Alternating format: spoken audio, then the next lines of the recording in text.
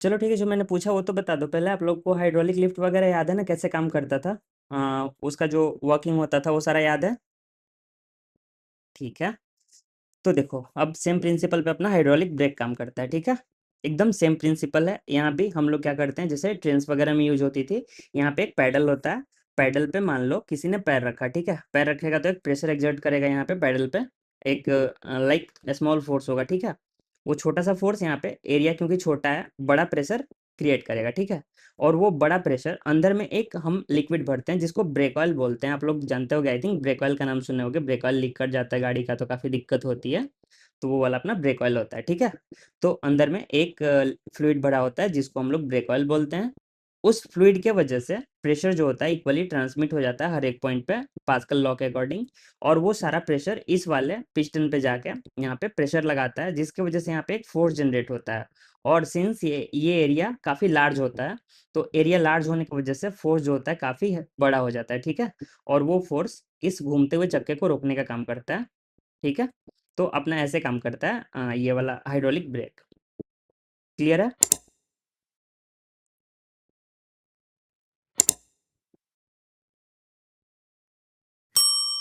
Like bike. Bike में hydraulic brake कहाँ use होता है अब? पता नहीं, पहले भी स्पोर्ट्स बाइक वगैरह में होता होगा, काफ़ी पावरफुल ब्रेक होता है।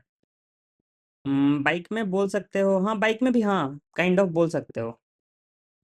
मतलब ज़्यादा ये सब, मतलब हैवी ब्रेकिंग वाला काम जहाँ होता है ना, वहाँ पे ज़्यादा यूज होता है आजकल। तो वो आ गया ना ये, अपना दूसरे टाइप का ब्रेकिंग सिस्टम आ गया है, लाइक इलेक्ट्रिक वाला। तो थोड़ा धीरे धीरे सब इम्प्रूव हो रहा है। यहाँ पे भी सेम अपना जो प्रिंसिपल वही रहेगा। प्रेशर आप यहाँ पे निकाल लोगे F1/A1, यहाँ पे क्या प्रेशर आप अप्लाई कर रहे हो, ठीक है? उसके अकॉर्डिंग सेकंड पॉइंट पे यहाँ पे जो प्रेशर आएगा F2/A2, ठीक है? उसके हेल्प से आप निकाल लोगे, ठीक है? यहाँ पे क्वेश्चन दिया है, आप लोग ट्राई करो।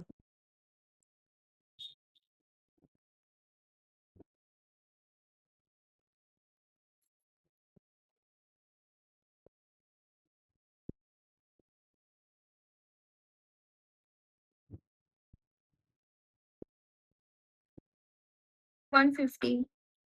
ओके, ठीक है, सबका आंसर आ गया।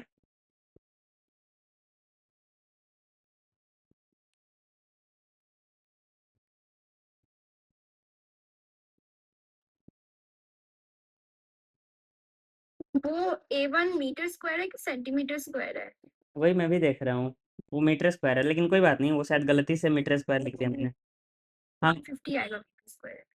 सेंटीमीटर स्क्वायर होने से अभी वही है आंसर आएगा क्या, या चेंज होगा? अभी आंसर सेम आएगा ना? वो कैंसिल हो जाएगा ना दोनों का, जो यूनिट्स बिल्कुल से सही। कैंसिल कर पाएगा। बिल्कुल सही। 150 आएगा। ठीक है, सबका आ गया F2/150। तो इससे देखो कितना सिंपल सा क्वेश्चन आता है, ठीक है? देखने में वर्ड्स में जब लिखेगा ना क्वेश्चन को, काफ़ी बड़ा क्वेश्चन दिखेगा, काफ़ी डिफिकल्ट दिखेगा, लेकिन देखो आप लोग इजीली बना सकते हो इस टाइप का क्वेश्चन। क्वेश्चन देख के घबराना नहीं। फ्लूइड में सबसे मतलब जो मेजर चीज़ है ना, आप लोग क्वेश्चन को देख के घबराना नहीं। क्वेश्चन बहुत बड़ा बड़ा दिखेगा, मतलब आप क्वेश्चन से डर गए फिर नहीं कर पाओगे।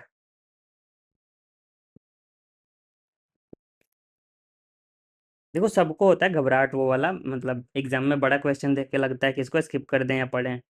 तो ठीक है, फ्लूइड का देखो तो एक बार मतलब एक ट्राई लास्ट में ही सही, एक ट्राई दे देना। ये क्वेश्चन इजी होता है, जितना बड़ा उतना इजी।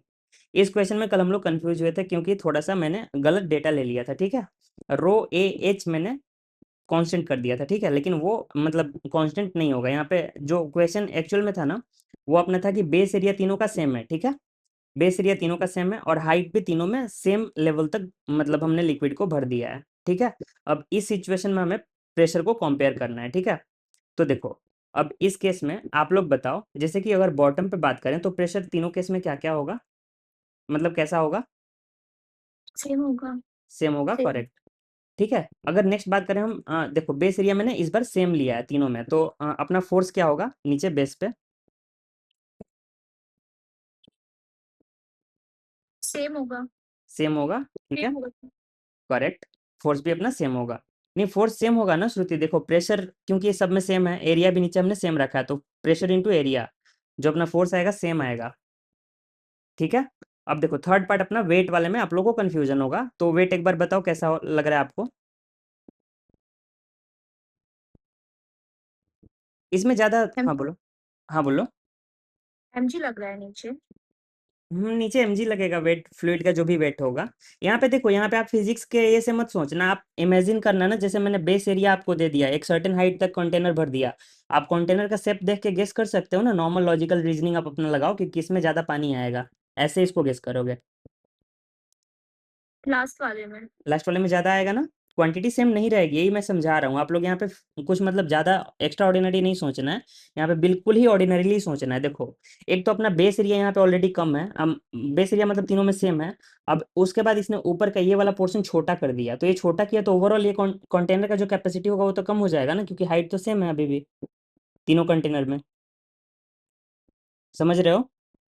लास्ट वाले यस सर। कंटेनर में ऑटोमेटिकली ये ज़्यादा हो जाएगा, क्योंकि देखो, एक मैं यहाँ पे अगर परपेंडिकुलर ड्रॉ कर देता हूँ, तो ये जो बीच में जितना पानी आ रहा है बस उतना ही तो इस वाले कंटेनर में आया है ना। ठीक है, और लास्ट वाला अगर फर्स्ट कंटेनर की बात करें तो एक यहाँ पे ऐसे अगर हम ड्रॉ कर देते हैं, तो ऐसे अगर ड्रॉ कर देते हैं उस केस में अपना ये वाला हो जाएगा फर्स्ट वाला कंटेनर का केस। आई थिंक क्लियर है इतना। Yes sir. यस हाँ सर। ठीक है, तो ऐसे क्वेश्चंस में आप लोग मतलब कल यही थोड़ा सा कंफ्यूजन यहाँ पे हो गया था ना, मैंने रो ए एच गलती से लिख दिया था कल। एक्चुअली 2 दिन का क्लास थोड़ा सा अजीब सा चल रहा था, मैं खुद टाइम नहीं दे पा रहा था इस रीज़न से। ठीक है, तो चलो अब इसके आगे बढ़ते हैं। अब इसके आगे क्वेश्चन है, अच्छा सा क्वेश्चन है, आप लोग करोगे। ठीक है, चलो, कल ये मैंने आपको बता दिया, इसका कॉन्सेप्ट आपको पता है। रो जी एच वाला याद है ना, प्रेशर का वेरिएशन विथ डेप्थ, उसका यूज करो और प्रेशर निकालो बॉटम पे। ठीक है, यहाँ पे साइड में मैंने सारा जो भी डेटा आपको चाहिए मैंने दे दिया। ठीक है,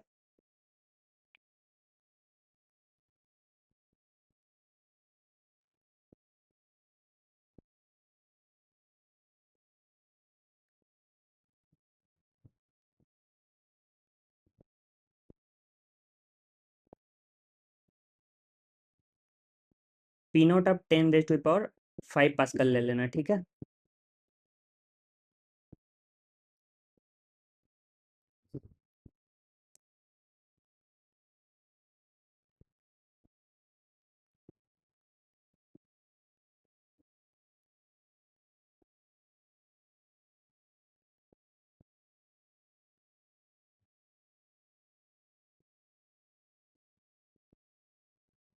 12 into 10⁵ ओके।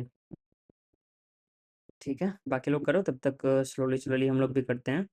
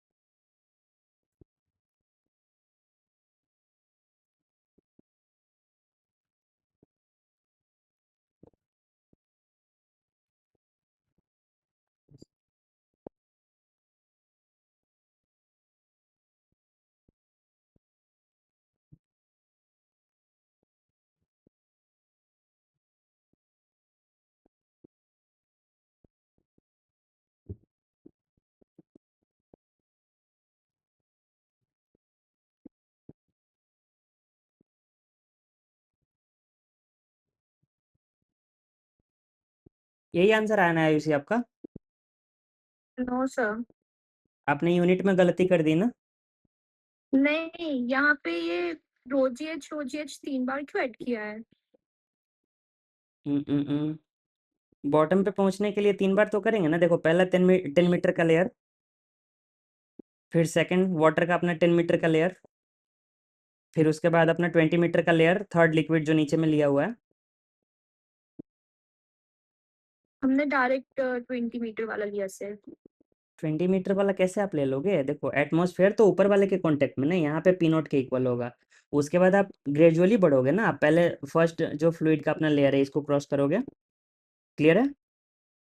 Yes sir. ठीक है, यहाँ पे कुछ प्रेशर सर्टेन आएगा, वो इस फ्लूइड के नीचे जाने से आएगा। इतना डेप्थ हम लोग कवर किए उसके वजह से आया। ठीक है, नेक्स्ट उसके बाद जब यहाँ से उतरोगे आप, तो यहाँ पे इस पॉइंट पे कुछ सर्टेन प्रेशर आएगा। आपने यहाँ का कैलकुलेट कर दिया प्रेशर शायद, अरे नहीं, आपने यहाँ पी नॉट मान के यहाँ का कर दिया। ठीक है ना? हाँ। तो ऐसा मतलब नहीं करना। आप लोग का किसी का आंसर आया था इसमें? Yes sir. सही आंसर आया था ना? यस। ठीक है, तो यहाँ पे बस ध्यान रखना आप लोग ना, अगर अलग अलग लिक्विड है, आप लोग बारी बारी से सारा लेयर ट्रेवल करना। ठीक है, आप लोग कोई भी लेयर स्किप नहीं करना। आप देखो कि एटमॉस्फेयर के कांटेक्ट में कौन सा पॉइंट है। ठीक है, वहां से आपको आराम से डेप्थ में उतरना है। क्लियर है? Yes sir. यस। ठीक है, कोई प्रॉब्लम नहीं है, अभी स्टार्टिंग है ना, थोड़ी सी गलती होगी, लेकिन जहाँ पे गलती होगी आप श्योर रहो कि दोबारा गलती नहीं करोगे, इसलिए गलती होना भी जरूरी है। ठीक है, चलो आगे बढ़ते हैं। देखो सब लोग एग्री हो ना 6 आवर्स के लिए, इसलिए मैं क्वेश्चंस करा रहा हूँ क्लास में, ताकि आप गलती करो और सीखो। चलो ठीक है फिर, नहीं बाद में आप जी मुझे हाँ बोलो। सर। अरे नहीं भाई, आज 6 घंटा मतलब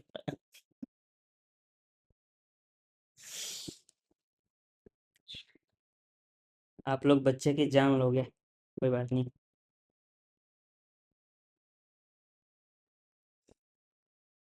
वैसे चैप्टर मजेदार है, पता है, क्वेश्चंस मतलब जो सबसे ज्यादा मजा आता था ना, एक तो आता था जो अपना एनएलएम काइनेमेटिक्स होता था पार्ट, उसके बाद मतलब इधर वाले पार्ट में फ्लूइड वगैरह में। अच्छा क्वेश्चन नहीं दिख रहा है, कोई बात नहीं, अभी दिख रहा होगा।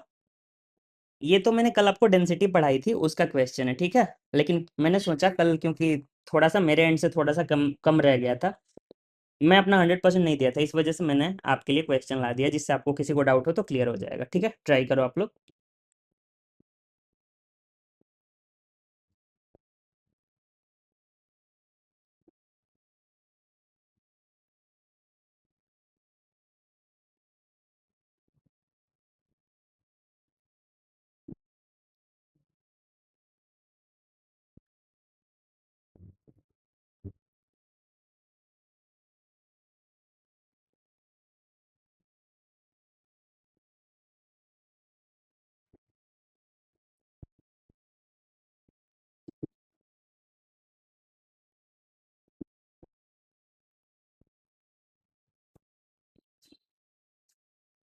देखो कुछ क्वेश्चन क्लास में बहुत अच्छे रहने वाले हैं, वैसा आप लोग मॉक में एक्सपेक्ट नहीं करना कि मॉक में वैसा क्वेश्चन दूंगा, लेकिन आप लोग जो इंटरेस्टेड रहोगे बनाने के लिए, आप लोग एचसी वर्मा का ओवन एक्सरसाइज बनाना, और मेरे से पूछ सकते हो, आप लोग फ्री हो पूछने के लिए। ठीक है, क्लास में भी डिस्कस कर देंगे, अगर आप बोलोगे तो कोई प्रॉब्लम नहीं है एचसी वर्मा का, लेकिन कॉन्सेप्ट मतलब तगड़ा वाला क्लियर करेगा वो। ये क्वेश्चन सिंपल है, आप लोग फॉर्मूला भूल गए क्या? इतना टाइम नहीं लगना चाहिए था। रोवन वीवन वाला यूज होगा ना, रोवन हाँ, वीवन। रोवन भी वन वाला। अब कैलकुलेट कर रहे हैं। अच्छा, यूनिट वगैरह तो चेंज नहीं करने लगे आप? No sir.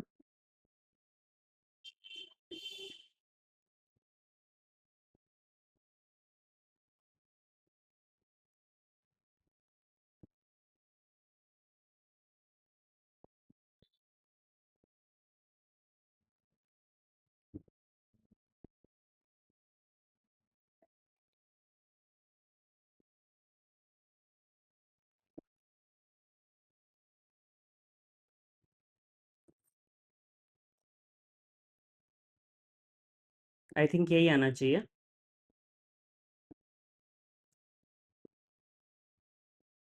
सबका ये आया क्या?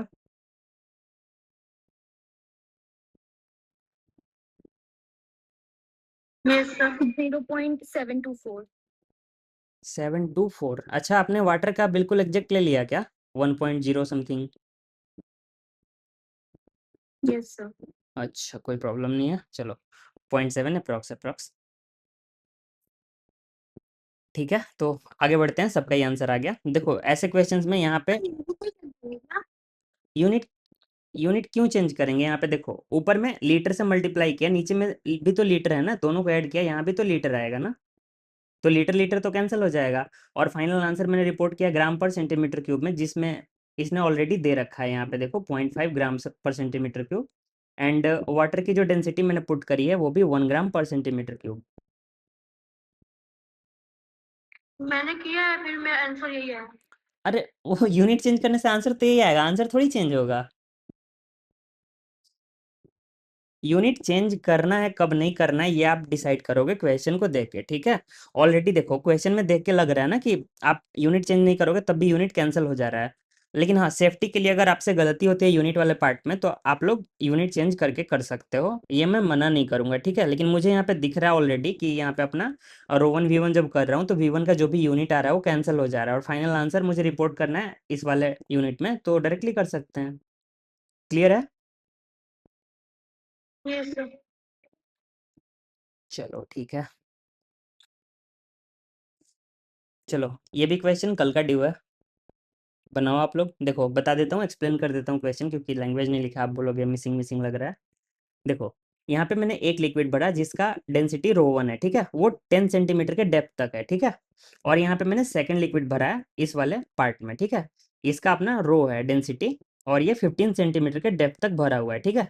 उसके नीचे ये पूरा जो अपना फ्लूइड है ये 2 रो डेंसिटी का है, ठीक है।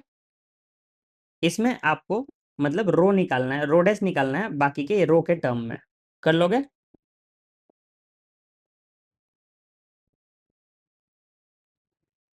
बस आप लोग ध्यान रखना जो कल मैंने आपको बताया था, किसी को याद है पॉइंट अपना क्या होता था जो मैंने बताया था फ्लूइड में प्रेशर वाला? हाँ बोलो आयुषी। रो मिक्सचर निकालना है ना यहाँ पे। नहीं नहीं, रो मिक्सचर नहीं निकालना है, आपको निकालना है। देखो मैंने बोल दिया ये जो अपना सिस्टम है ना इक्विलिब्रियम में है, ठीक है। ये जो लेवल है वाटर का एसटीडी है, मतलब यहाँ पे लेवल जो है एसटीडी है, इक्विलिब्रियम है चारों तरफ, ठीक है। आपको निकालना है जो रो 1 रो डैश जो है ना ये अननोन रो है, मतलब रो का वैल्यू मुझे पता नहीं है, इसका वैल्यू आपको निकालना है इन दोनों के टर्म में। ये मिक्स नहीं होंगे, ये मतलब ये जो तीनों अलग अलग फ्लूइड हैं, ठीक है, हमने इन्हें एक ट्यूब में भर दिया है, ठीक है। और ये लोग अपने मतलब वेट के वजह से बैलेंस हो गए हैं, ठीक है।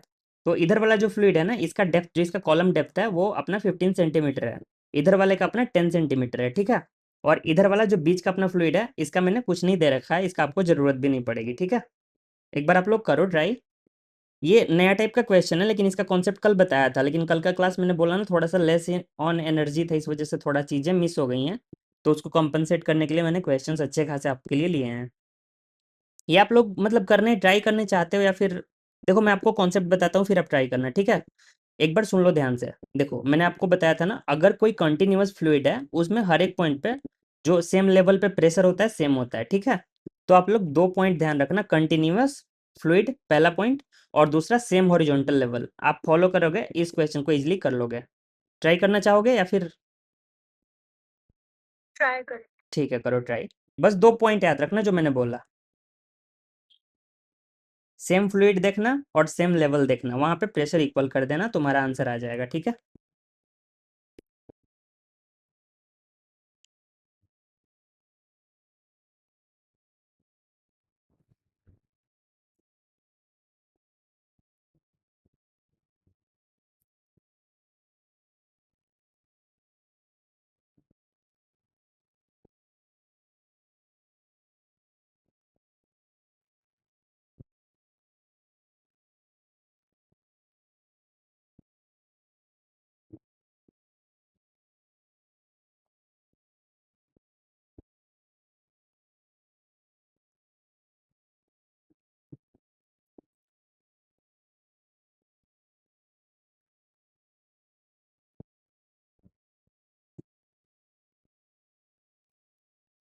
अगर पता नहीं चल पा रहा हो स्टार्ट कहाँ से करें तो बोलना, मैं थोड़ा सा हिंट दे दूंगा, ठीक है।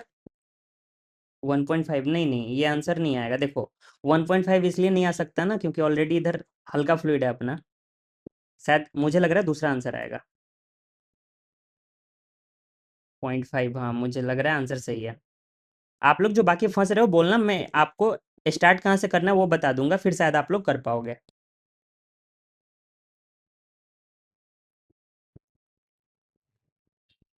0.5 आपका भी आ गया, बढ़िया।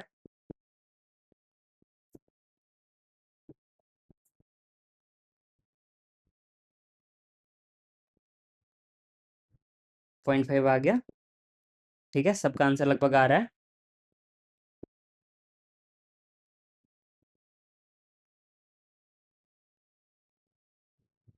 नहीं हो रहा, ठीक है चलो कर लेते हैं।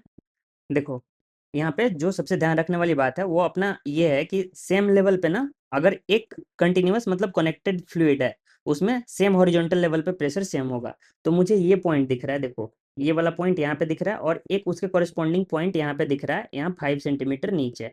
ठीक है, अगर इस पॉइंट को ए बोल लूँ, इसको बी बोल लूँ, तो मुझे लग रहा है P A equals to P B होगा, क्योंकि दोनों सेम फ्लूइड में है। ठीक है, अगर पी ए लिखना हो, पी ए को हम लोग लिख सकते हैं रो इंटू जी इंटू एच अपना 15, ऐसा लिख सकते हैं। नेक्स्ट अगर दूसरे साइड के लिए लिखेंगे पी बी, तो देखो सबसे पहले हम लोग पहले वाले फ्लूइड को क्रॉस कर रहे हैं जिसका 10 सेंटीमीटर का अपना लेवल है, तो ये अपना रो डैश इंटू जी इंटू 10, ये अपना पहला वाला हुआ।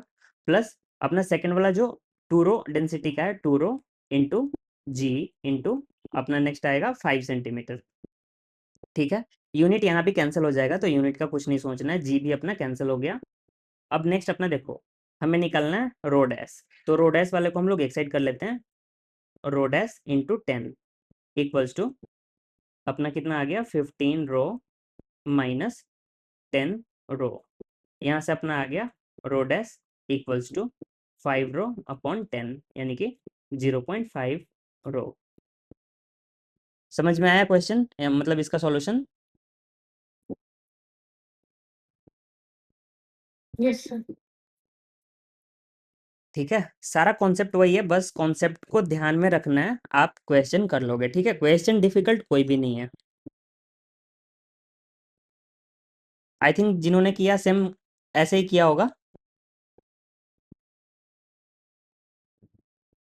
बढ़िया, चलो आगे बढ़ते हैं। नेक्स्ट चलो अपना एक अगला डिवाइस पढ़ते हैं, बैरोमीटर। ठीक है, इसके लिए आपको सिंपल एक ऑब्जर्वेशन बताता हूँ, आप लोग बताना कभी ट्राई किया कि नहीं। देखो मान लो एक बकेट में आप क्या करते हो, बकेट या टब जो भी, आप अगर मान लो उसमें पानी भरा हुआ है, आप उसमें एक जो मग होता है उसको डुबा देते हो, कंप्लीटली डुबा देते हो। ठीक है, मान लो पानी के अंदर पूरा डूबा हुआ है और उसको आपने फिर उल्टा कर दिया, और उल्टा करके जब उसको बाहर निकालते हो तो कैसा फील होता है, कोई बताओगे?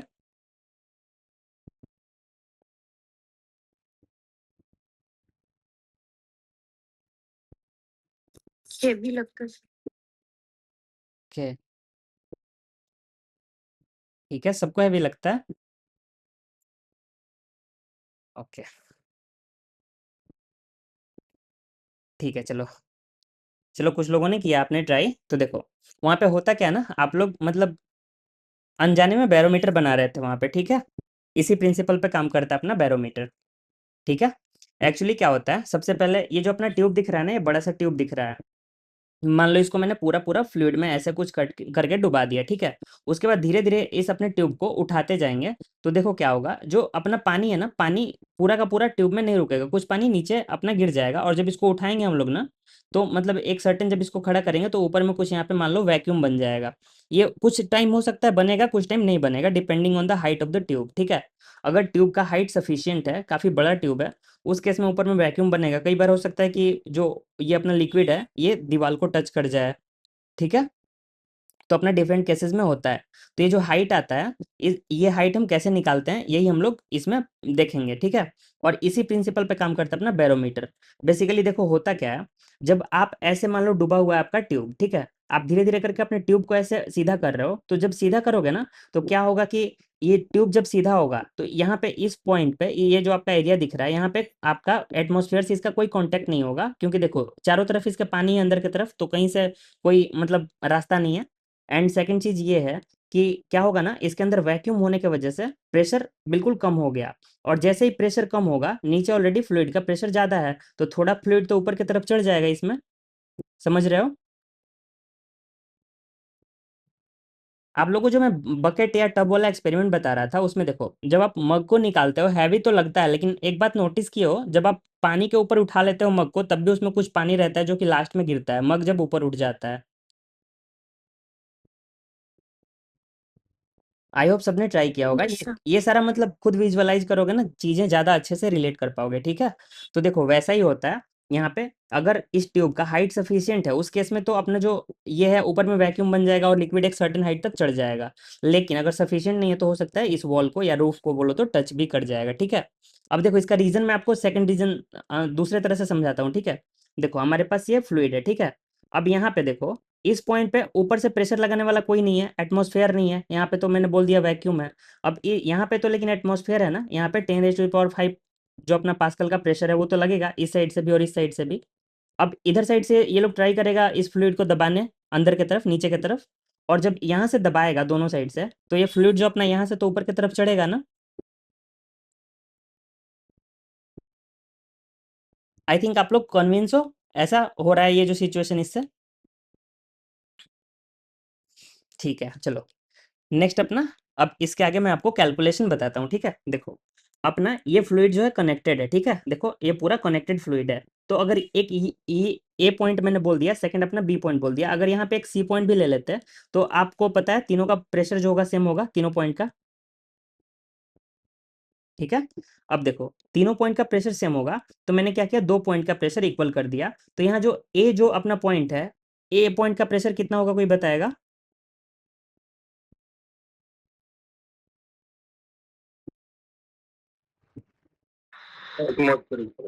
एटमॉस्फेरिक प्रेशर के इक्वल। बाकी लोग समझ रहे हैं ऐसा क्यों?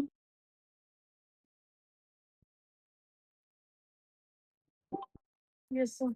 अरे जी आप लोग को मैंने इसीलिए समझाया ना कि देखो यहाँ पे एटमॉस्फेयर प्रेशर लगा रहा है नीचे की तरफ, तो यहाँ पे प्रेशर लगाने वाला एटमॉस्फेयर है, ये पॉइंट ओपन टू एटमॉस्फेयर है, तो ऑब्वियस सी बात है ना, इस पॉइंट का प्रेशर जो भी आएगा वो एटमॉस्फेयर के प्रेशर के इक्वल होगा। उस पर एटीएम की का, हाँ एटीएम का प्रेशर होगा, ठीक है। वही मैं पूछ रहा था आपसे, आप लोगों ने बताया नहीं, ठीक है। कोई बात नहीं, बीच बीच में डिसअपॉइंट भी किया जाता है। चलो कोई बात नहीं, चलो आगे बढ़ते हैं, ठीक है। देखो अपना पॉइंट ए का प्रेशर मैंने लिख दिया पी नॉट, ठीक है। अब सेकंड अगर इस पॉइंट की हम लोग बात करें बी की, तो मैंने बोल दिया ये जो अपना लिक्विड राइज हुआ है एच हाइट तक राइज हुआ है, तो इसके लिए इस केस में हम लोग क्या लिखेंगे, बी पॉइंट का प्रेशर क्या होगा? रोजियच। ठीक है, रो जी एच होगा यहाँ पे। वो इसलिए होगा क्योंकि यहाँ पे अपना वैक्यूम है, वैक्यूम में प्रेशर अपना जीरो लेंगे इनिशियल प्रेशर, और रो जी इंटू एच, क्योंकि एच हम लोग नीचे आए हैं, ठीक है। तो हमने इक्वल कर दिया P not equals to rho ji h के, ठीक है। उसके बाद जब इसको हम लोग कैलकुलेट करते हैं, देखो एटमॉस्फेरिक प्रेशर की वैल्यू हमने डाली 10⁵ ठीक है। और उसके बाद रो मैंने पहली बार वाटर लिया, ठीक है। वाटर लेके मैंने सोचा कि एक बार हाइट निकालते हैं, कितना हाइट तक अपना ये राइज करेगा, जो भी अपना वाटर का लेवल होगा, ठीक है। तो जब सारी वैल्यूज को हमने पुट किया, तो यहाँ से हाइट निकल के आता है 10 मीटर। एक्चुअली यूनिट छूट गया, 10 मीटर हाइट आता है इस कॉलम का। अगर हम लोग वाटर लेते हैं, एक अपना एक हम लोग बैरोमीटर बनाए, एक्चुअल बैरोमीटर में देखो हम लोग ज़्यादा मरकरी यूज करते हैं, ठीक है। लेकिन अगर एक आप वाटर बेस्ड बनाते हो बैरोमीटर, उस केस में जो हाइट आएगा ना, आपको मिनिमम हाइट चाहिए होगी अपने ट्यूब की, वो आएगी 10 मीटर, अगर आपको एटमॉस्फेरिक प्रेशर एटलीस्ट मेजर करना है तो, ठीक है। तो ऐसे करके हम लोग हाइट निकालते हैं, ये अपना पहला पार्ट है। तो देखो वाटर के लिए हमने निकाल लिया, लेकिन वाटर को लेके हम लोग बैरोमीटर यूज नहीं कर पाते हैं, इसका रीजन आप लोग कोई जानते हो क्यों हम लोग बैरोमीटर में वाटर यूज नहीं करते हैं?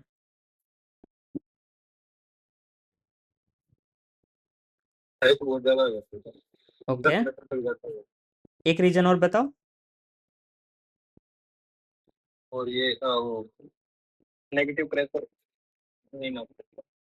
नेगेटिव प्रेशर नहीं नाप सकते, वो तो दूसरा फ्लूइड होगा, वो तो डिपेंड करेगा रो पे, वो तो क्लियरली हम लोग शायद नहीं बोल सकते इस केस में।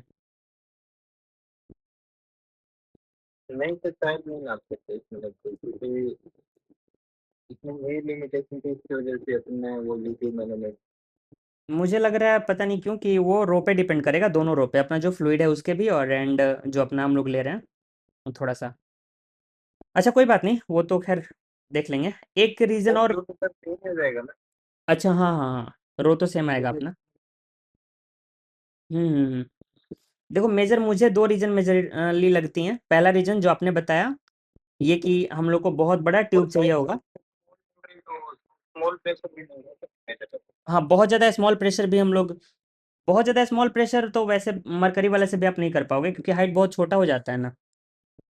हाँ, बहुत ज़्यादा तो उससे भी नहीं कर सकते, बहुत ज़्यादा के लिए फिर अपने को एक और फेशियल नहीं होता है। नहीं, मैं बोल रहा हूँ कि वाटर का क्या मतलब अपना ये होगा मरकरी के कंपैरिजन में। हम लोग मरकरी क्यों यूज कर रहे हैं बैरोमीटर में, हम लोग वाटर क्यों यूज नहीं कर रहे हैं? तो एक रीजन तो आपने सही बताया, जो लेंथ वाला रीजन बताया, क्योंकि 10 मीटर का ट्यूब यूज करना प्रैक्टिकल नहीं है।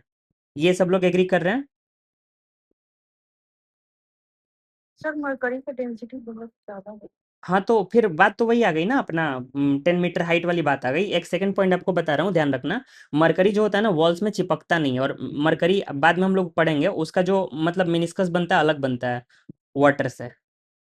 और जब वाटर देखना, आप वाटर किसी भी मतलब कोई भी आप एक अपना मान लो कंटेनर में वाटर लेते हो, कुछ ना कुछ वाटर उसके कंटेनर के वॉल्स पे रह जाता है, नोटिस किया आपने?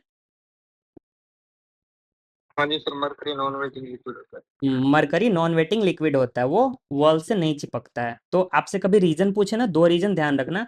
पहला, प्रैक्टिकल नहीं है ये वाला जो अपना वाटर वाला है, ये प्रैक्टिकल नहीं है, क्योंकि बहुत ज़्यादा हाई मतलब बहुत ज़्यादा हाइट का हमें चाहिए होता है ये ट्यूब।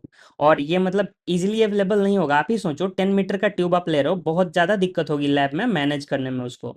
ठीक है, इस वजह से पहला रीजन। और सेकंड रीजन, मरकरी यूज करने का, नॉन वेटिंग लिक्विड है, वो वॉल्स पे चिपकता नहीं है। जो भी आप मतलब यूज कर रहे हो ट्यूब, उसमें वॉल्स पे नहीं चिपकेगा, वो पूरा का पूरा क्लियर आपको विजिबल होगा। ठीक है, क्लियर है? चलो बढ़िया, यस सर। आगे बढ़ते हैं। ठीक है, अब देखो, अब क्या करेंगे ना, अगर मैं बोलूँ आपको कि हमने वाटर के जगह पे मरकरी यूज किया, ठीक है, तो अब मरकरी यूज करेंगे तो यहाँ पे बस रो जो अपना है ना मरकरी का, वो चेंज हो जाएगा। जैसे जहाँ पे वाटर का रो यूज कर रहे थे, वहाँ पे हम लोग अब मरकरी का रो यूज करेंगे। ठीक है, और मरकरी का जब हम लोग रो पुट करते हैं, 13.6 पुट किया, तो उस केस में फिर हमें जो हाइट निकल के आती है वो 76 सेंटीमीटर निकल के आती है। इसी वजह से आप लोग देखोगे एटमॉस्फेरिक प्रेशर को कभी कभी 76 सेंटीमीटर ऑफ एच भी लिखा जाता है। नोटिस किया कभी? ओके, ठीक है, तो ध्यान रखना अपना एटमॉस्फेरिक प्रेशर जो होता है 76 सेंटीमीटर ऑफ एच के इक्विवेलेंट होता है। और इसको अगर एक्सप्लेन करना हो, वर्ड्स में बोलना हो, आप कैसे बोलोगे? अगर वन एटमॉस्फेयर को डिफाइन करना है एच के टर्म्स में?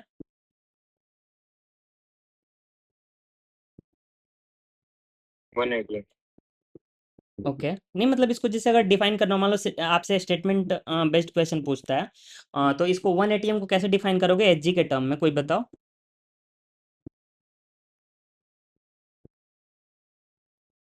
760 mm होगा सर। ओके, क्वेश्चन नहीं समझ पा रहा था। नहीं क्वेश्चन ये है ना मेरा कि जैसे कि अगर बोलना हो 1 ATM प्रेशर को आपको एक्सप्लेन करना हो इस एच वाले टर्म्स में, तो कैसे एक्सप्लेन करोगे, डिफाइन कैसे करोगे एच के टर्म में आप 1 एटमॉस्फेयर को? ये पी नॉट जो तो अपना है ना, हाँ बोलो। 760 mm of H equal to 180, like उसकी हाइट जो होगी, उसके एकदम बॉटम पे जो प्रेशर होगा 760 mm ऑफ एच, वो ओके, 180 हो जाएगा।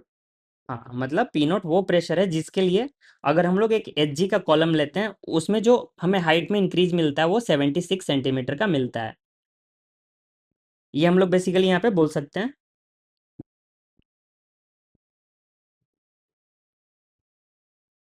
इसको बाकी आप अपनी अपनी भाषा में समझ लेना कभी। अगर ऐसा दे दे 1 ATM इज डिफाइंड एज, तो वहाँ पे आप ये ऑप्शन भी देख सकते हो कि ओके,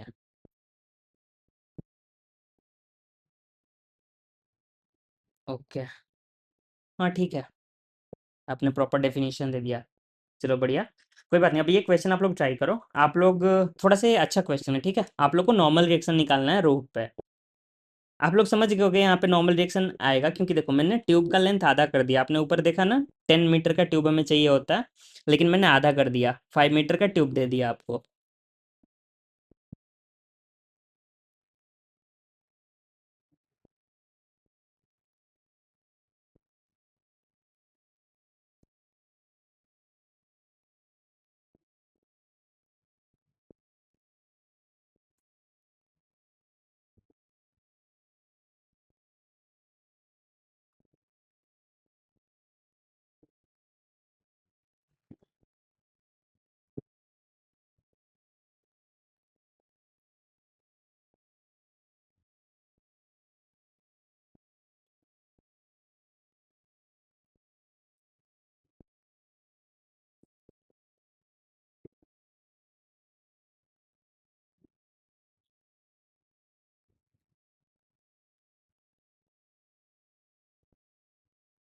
50 किलो न्यूटन। ओके।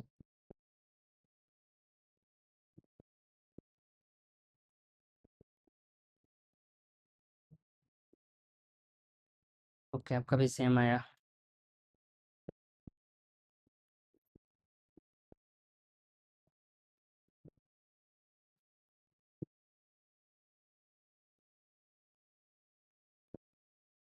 ठीक है, आपका भी सेम आया।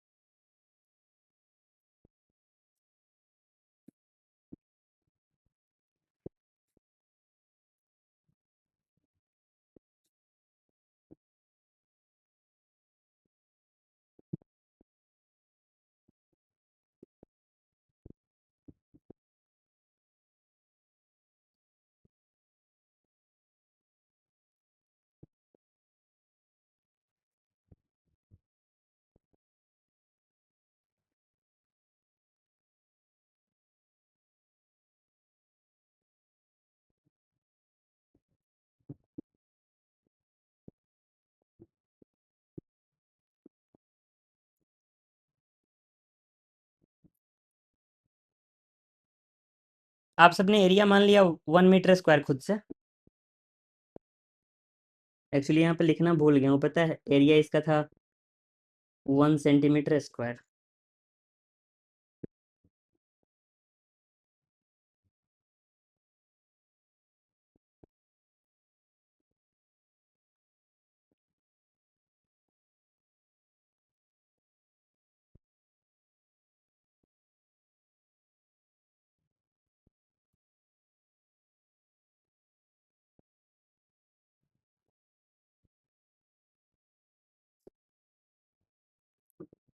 ठीक है, आप लोग सबका बन गया ना क्वेश्चन?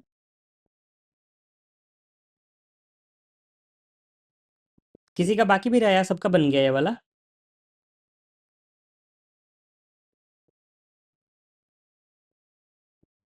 ओके, चलो ठीक है, सबका हो गया तो आगे बढ़ते हैं। ओके।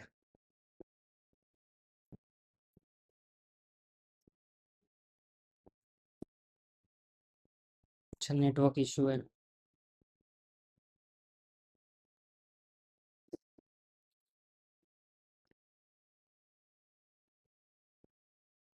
कोई बात नहीं, आप बाद में इसको सॉल्व कर लेना खुद से। पीडीएफ ये वाला शेयर कर देंगे। देखो, अपना अगला डिवाइस है मैनोमीटर, ठीक है? ये बेसिकली यूज किया जाता है गैस के अंदर का, मतलब गैसेस का प्रेशर मेजर करने के लिए, ठीक है? इसका प्रिंसिपल जो होता है फिर से अपना सेम वही प्रिंसिपल जो हम लोग पढ़ते आ रहे हैं, प्रेशर में डिफरेंस वाला विद डेप्थ, ठीक है? तो देखो, इसको एक बार एक्सप्लेन कर देता हूँ, फिर आप लोग क्वेश्चन ट्राई करना, ठीक है? जैसे देखो, अब यहाँ पे अपने पास एक ऐसा सेटअप होता है। इस सेटअप में अपने पास यहाँ पे एक बल्ब है, इसके अंदर गैस होती है, ठीक है? इस गैस का हमें प्रेशर मेजर करना होता है, जो भी इस गैस की वजह से प्रेशर होगा, ठीक है? तो हम लोग क्या करते हैं ना, यहाँ पे एक हम लोग फ्लूइड भर देते हैं जिसका डेंसिटी हमें मालूम होता है ऑलरेडी, ठीक है? और ये फ्लूइड जो होता है ना, एक सर्टेन शेप अपना ले लेता है, मतलब कुछ एक सर्टेन हाइट तक यहाँ पे चढ़ जाएगा, कुछ जो भी हाइट आएगी वो आपको दी हुई रहेगी, ठीक है? और एक हाइट आपको इधर कुछ सर्टेन हाइट चढ़ जाएगा, ठीक है? अब यहाँ पे देखो, आप लोग को यहाँ भी वही काम करना है जो अभी तक करते आ रहे हो। देखो, ये कनेक्टेड फ्लूइड है, यहाँ से यहाँ तक सेम फ्लूइड है पूरा का पूरा, ठीक है? तो हॉरिजॉन्टल लेवल, यहाँ का लेवल अगर देखोगे तो इस लेवल पे प्रेशर जो है सेम आना चाहिए ना, दोनों में P A equal to P B लिख सकते हैं। तो वहाँ वही यहाँ पे हमने लिख दिया है, ठीक है? अब देखो, पी ए जो अपना है, ये पी ए ही तो पी गैस के इक्वल होगा ना, यहाँ पे गैस से डायरेक्टली कनेक्टेड है, ये सरफेस है, इंटरफेस है, तो इस इंटरफेस पे जो भी प्रेशर होगा वो गैस के प्रेशर के इक्वल होगा, इसलिए हमने इसे पी लिख दिया। सेकंड साइड देखो, इधर का प्रेशर जो होगा, अगर मैंने बोला पूरे कॉलम की हाइट H2 है, ठीक है, और ये वाली हाइट H1 है, तो ये जो अपना हाइट का डिफरेंस है इसको H2 माइनस H1 बोल सकते हैं ना, ठीक है। तो देखो अपना नेक्स्ट ये जो इधर का हम लिख सकते हैं, ये तो यहाँ पे ओपन टू एटमोस्फेयर है तो पी नॉट हो जाएगा, P not plus rho g into जो भी हाइट का डिफरेंस हमारा आया H2 माइनस H1, वही इस पॉइंट का प्रेशर होगा। क्लियर है? तो अपना ये होता है वर्किंग यस सर। मैनोमीटर का, ठीक है। सिंपल डिवाइस है ये भी। चलो अब इस पे क्वेश्चन है, आप लोग करो, बढ़िया क्वेश्चन है ये भी, इजी है।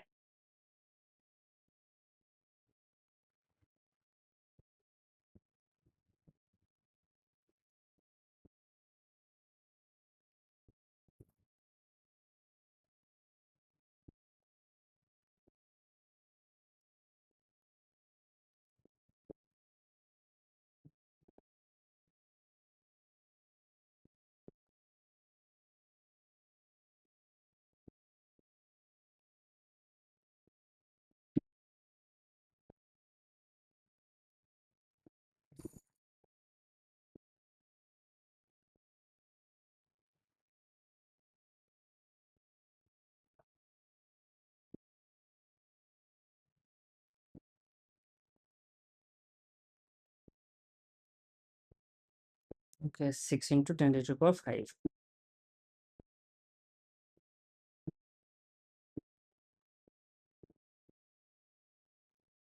ओके सबका आंसर आने लगा, चलो ट्राई कर लेते हैं।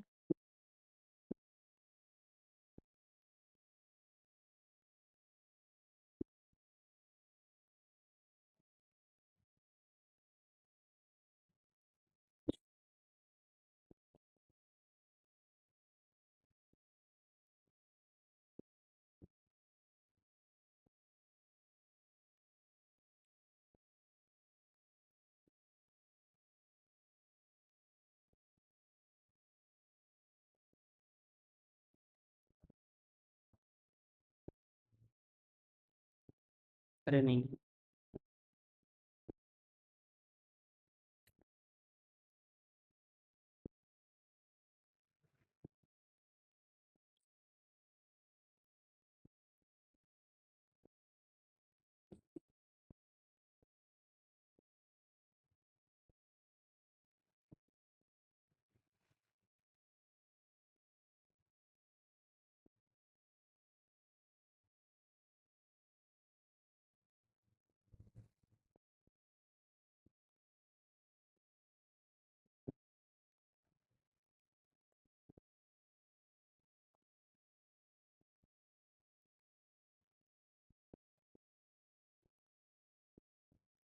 मेरा आंसर तो कुछ अलग शायद आ गया क्या आपसे?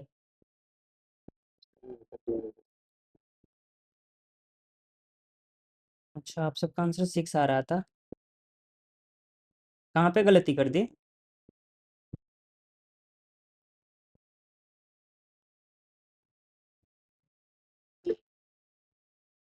अच्छा यूनिट चेंज नहीं किया, सबकी सेम मिस्टेक हुई है यूनिट वाली।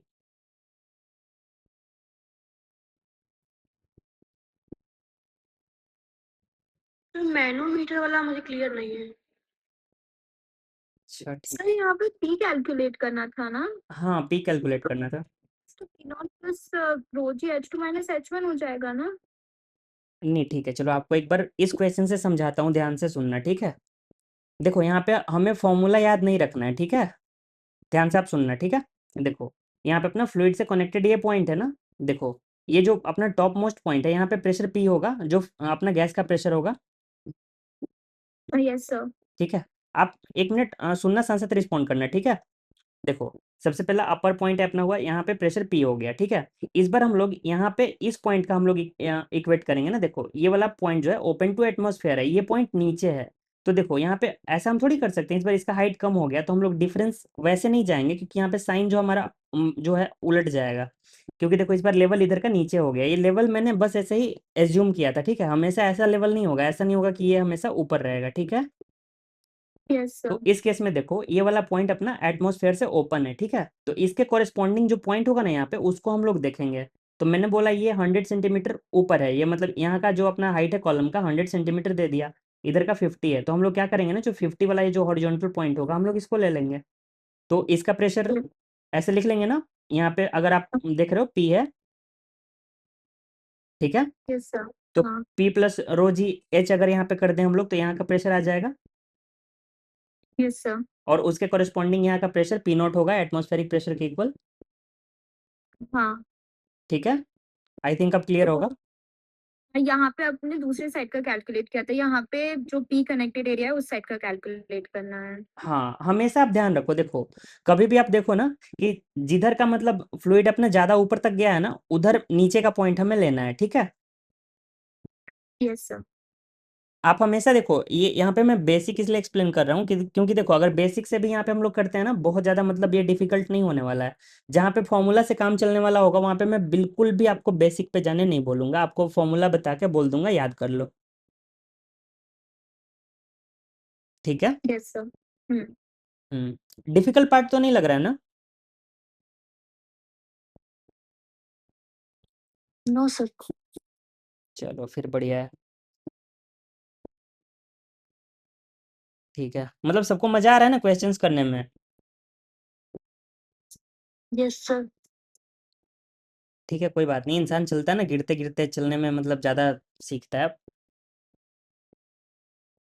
गिरने से डरने लगेंगे तो सीखेंगे ही नहीं फिर हम लोग। चलो कोई बात नहीं, मुझे पता था आप लोग थोड़ा सा मिस्टेक करोगे, इसलिए मैंने सेकंड एक क्वेश्चन और रखा था, बिल्कुल वैसा ही क्वेश्चन है, ठीक है। इस बार मैंने क्या किया ना, वाटर को हटा के मरकरी लगा दिया, ठीक है।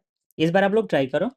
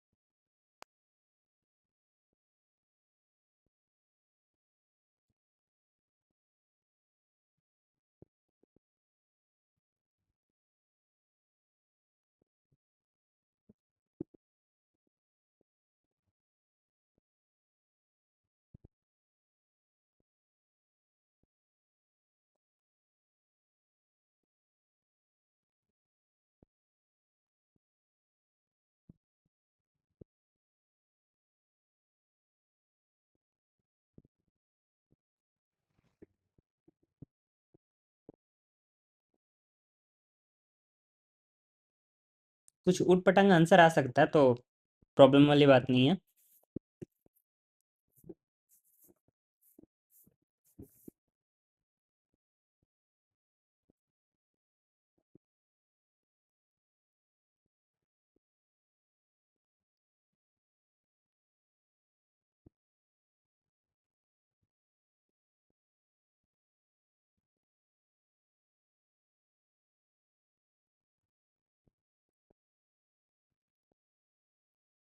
सिक्सटीन।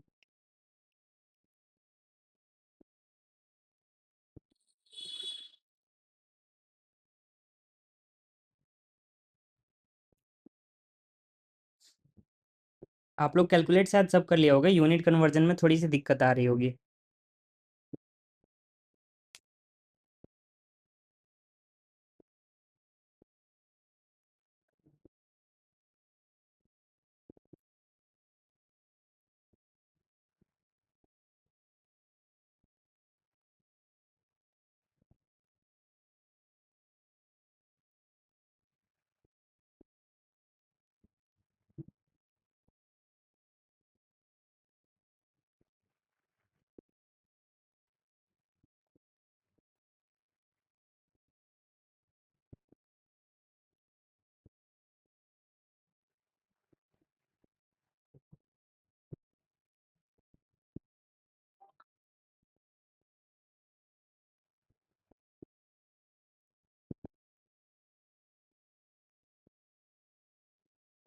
Point 8432 into 10⁵ okay.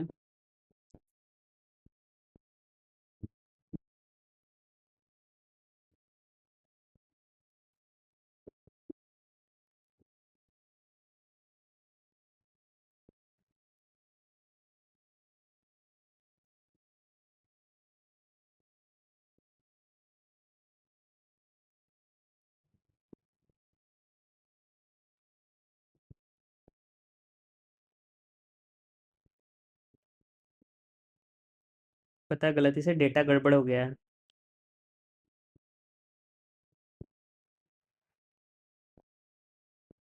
चलो कोई बात नहीं, कैलकुलेट तो करना पड़ेगा।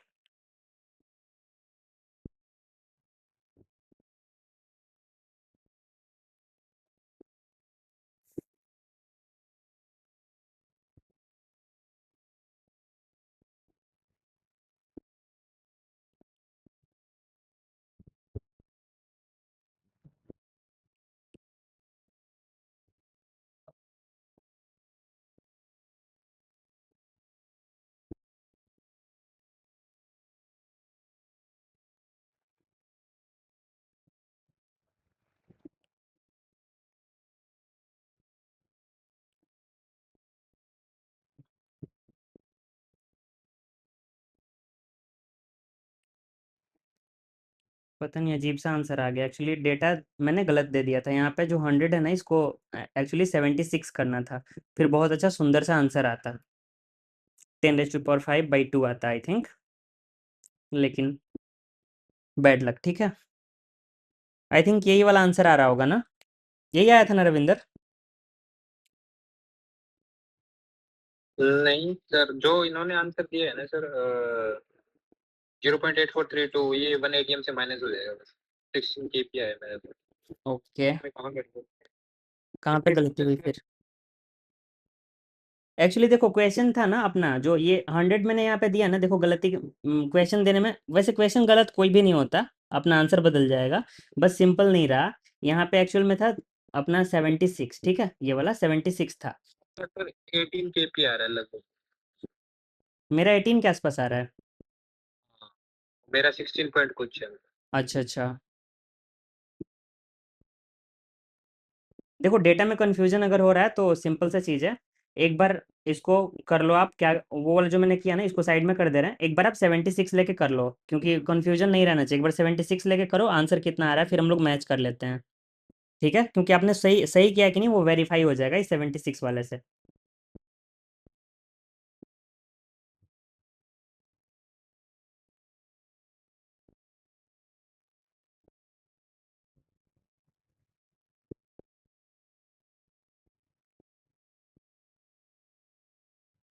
पॉइंट 5 ATM आया सर। ठीक है, सब लोग कर लें, फिर देखते हैं।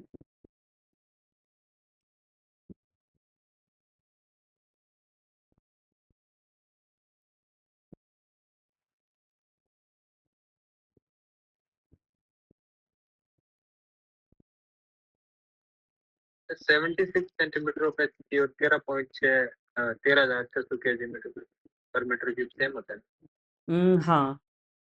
शायद उसी में थोड़ा बहुत तो नहीं हुआ है। अच्छा अच्छा जो अच्छा, आपने रो लेके कैलकुलेट किया पूरा पूरा? मैंने 13,600 लेके किया है।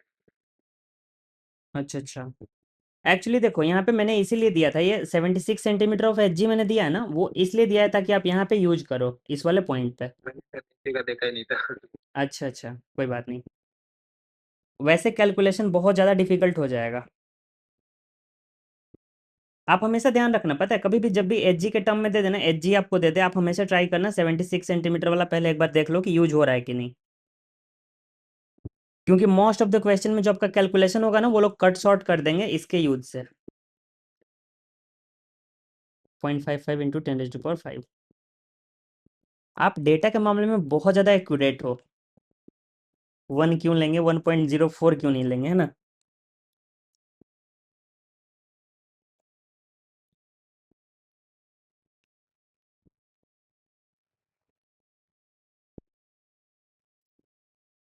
ठीक है, आई थिंक आंसर तो आप लोग का आ रहा है 0.55।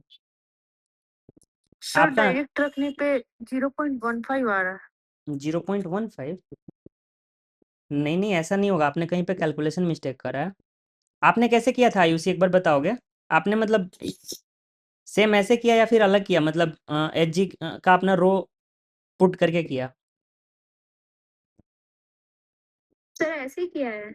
ऐसे किया ना, तो फुल कैलकुलेशन वाले में कहाँ दिक्कत आ रही है? एक बार जिन्होंने अपना फुल कैलकुलेशन से किया, एक बार देखो आपने कहीं कैलकुलेशन मिस्टेक की है, क्योंकि वैसे भी आंसर सेम आएगा, आंसर अलग नहीं आएगा।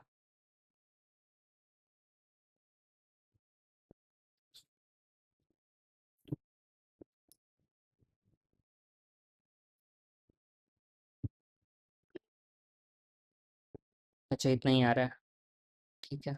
सर जो उनका आ रहा था ना रविंदर का, सेम वो आ रहा है 16 किलो पास्कल डायरेक्ट रखने से, रो का वैल्यू। कहीं पे कुछ तो गलती हो रही है, एक बार आप ना उसको कैलकुलेटर में ट्राई करो, ठीक है? उतनी नहीं आएगी, थोड़ा बहुत माइनर डिफरेंस आ सकता है, वो कोई बड़ी बात नहीं है, लेकिन इतना डिफरेंस नहीं आना चाहिए।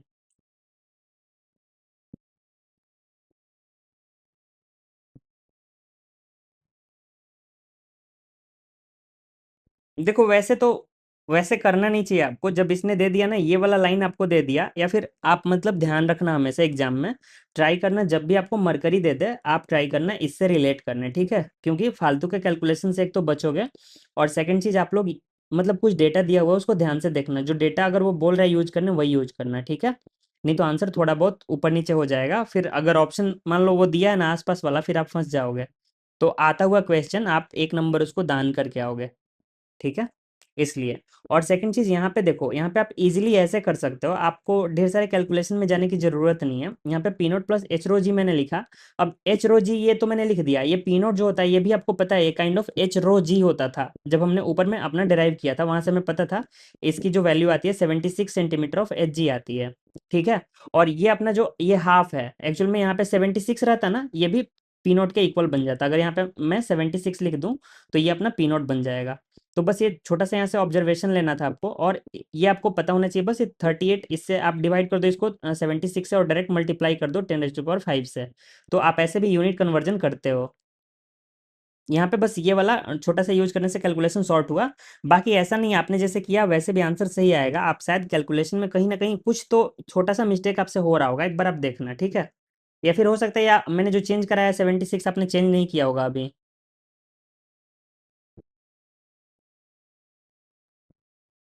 एक बार आप देख लेना, या फिर सॉल्यूशन क्लास के बाद भेजना मुझे, ठीक है?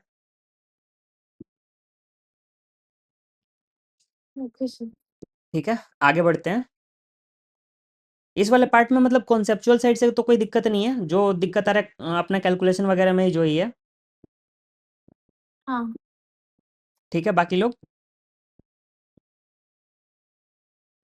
सर इसमें इससे एक पता है क्या हो रही है, वो जो हम 1 एटीएम ले रहे हैं ना, 1 एटीएम इक्वल टू 1 × 10⁵ पास्कल। हाँ हाँ। वो अगर हम 1 लेते हैं तो 16 केपी आएगा, लेकिन जब हम 1.03 लेते हैं अच्छा। तो 18 केपी आएगा। तो ये जो 76 mm ऑफ एच दिया रहता है ना, सेंटीमीटर ऑफ एच, हम्म। ये इक्वल टू 1.03 लेता है। हाँ ये अब अगर राउंडेड होता है, सेंटीमीटर, ये भी राउंड ऑफ किया जाता है जब कैलकुलेशन में यहाँ पे आया ना, यहाँ पे हमने भी तो थोड़ा सा राउंड ऑफ किया है इसको ना। वही वही वही हम मतलब अगर इसको देखें तो 1.03 के बराबर लेते हाँ हैं ये हमने वैसे थोड़ा तो। सा राउंड ऑफ किया है इसको भी, 76 भी राउंडेड ऑफ है। जब वैल्यू बड़ी हो जाती है ना सर, तब उसमें अगर पॉइंटों में भी थोड़ा बहुत हम राउंड ऑफ करते हैं तो आंसर में नहीं इतना नहीं, गैप वो दिखता है जितना वो मुझे मैं दिखता एग्री कर रहा हूँ, लेकिन मुझे नहीं समझ में आ रहा है, ये 0.5 और 18 बहुत ज़्यादा डिफरेंस है, मतलब 50 है और वो 18 है, वहाँ पे डिफरेंस आ रहा है। हाँ ये है। नहीं, देखो। 0.5 का नहीं सर, मेरा बता अच्छा रहा अच्छा, आपका बता रहे हो, ठीक है। इनका भी हूँ। 0.48 आया, लेकिन ठीक है, अप्रोक्सीमेट वही आंसर है तो सही है। इन्होंने भी शायद 13,600 लेके किया है, तो भी देखो आप आंसर नज़दीक नज़दीक आया बिल्कुल।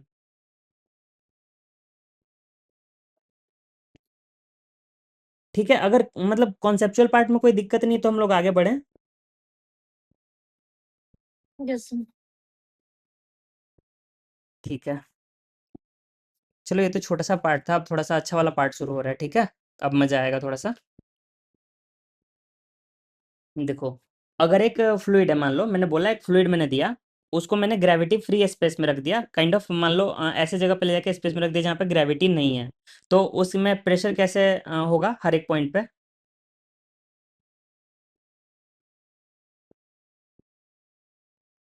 सेम होगा सर,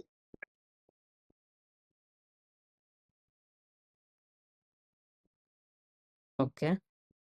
वर्टिकल में भी सेम होगा, हॉरिजॉन्टल में तो होता ही है लेकिन वर्टिकल में ओके,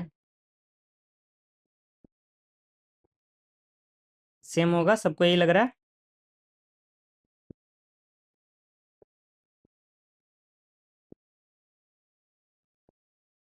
ऐसा मतलब एक और सिचुएशन आप समझ सकते हो।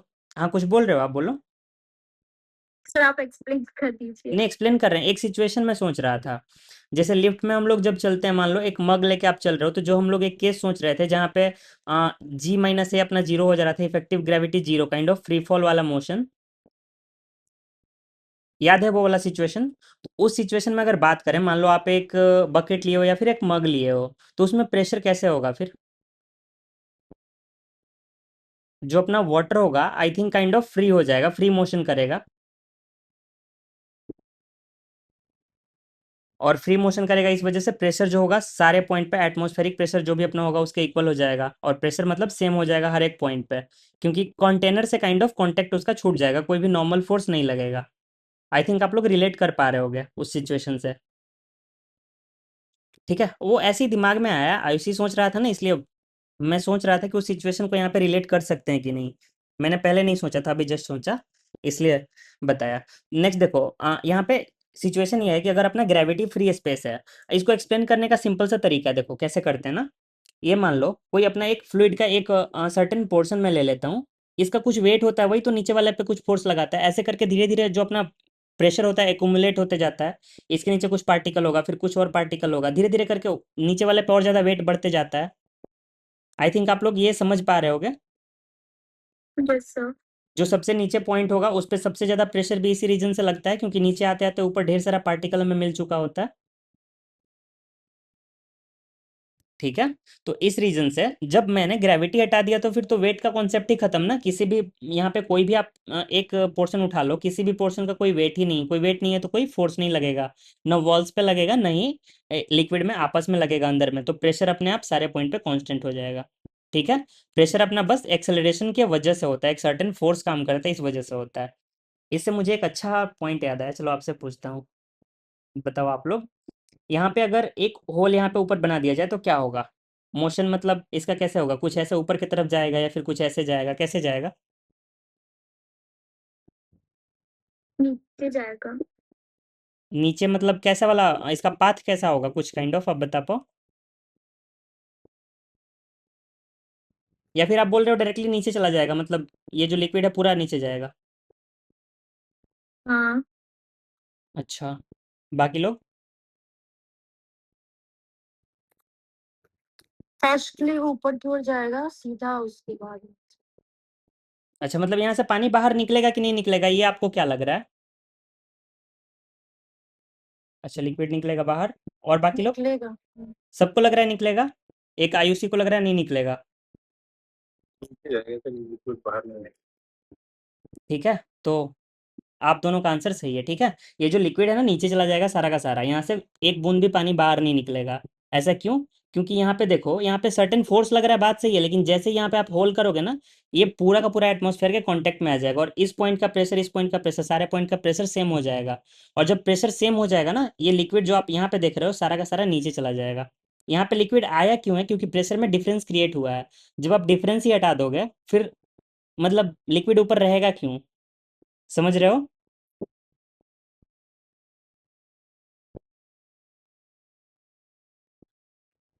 चलो, अचानक अचानक अचानक से बीच में कुछ याद आ जाता है। चलो आगे बढ़ते हैं, ठीक है। अब एक केस लेते हैं हम लोग, कंटेनर को अगर हम लोग ऊपर की तरफ लेके जा रहे हैं, लाइक जैसे लिफ्ट वाले केस में, जैसे मैंने आपको बताया था, जी इफेक्टिव अपना क्या हो जाता था, जी प्लस ए हो जाता था, याद होगा आप सभी को।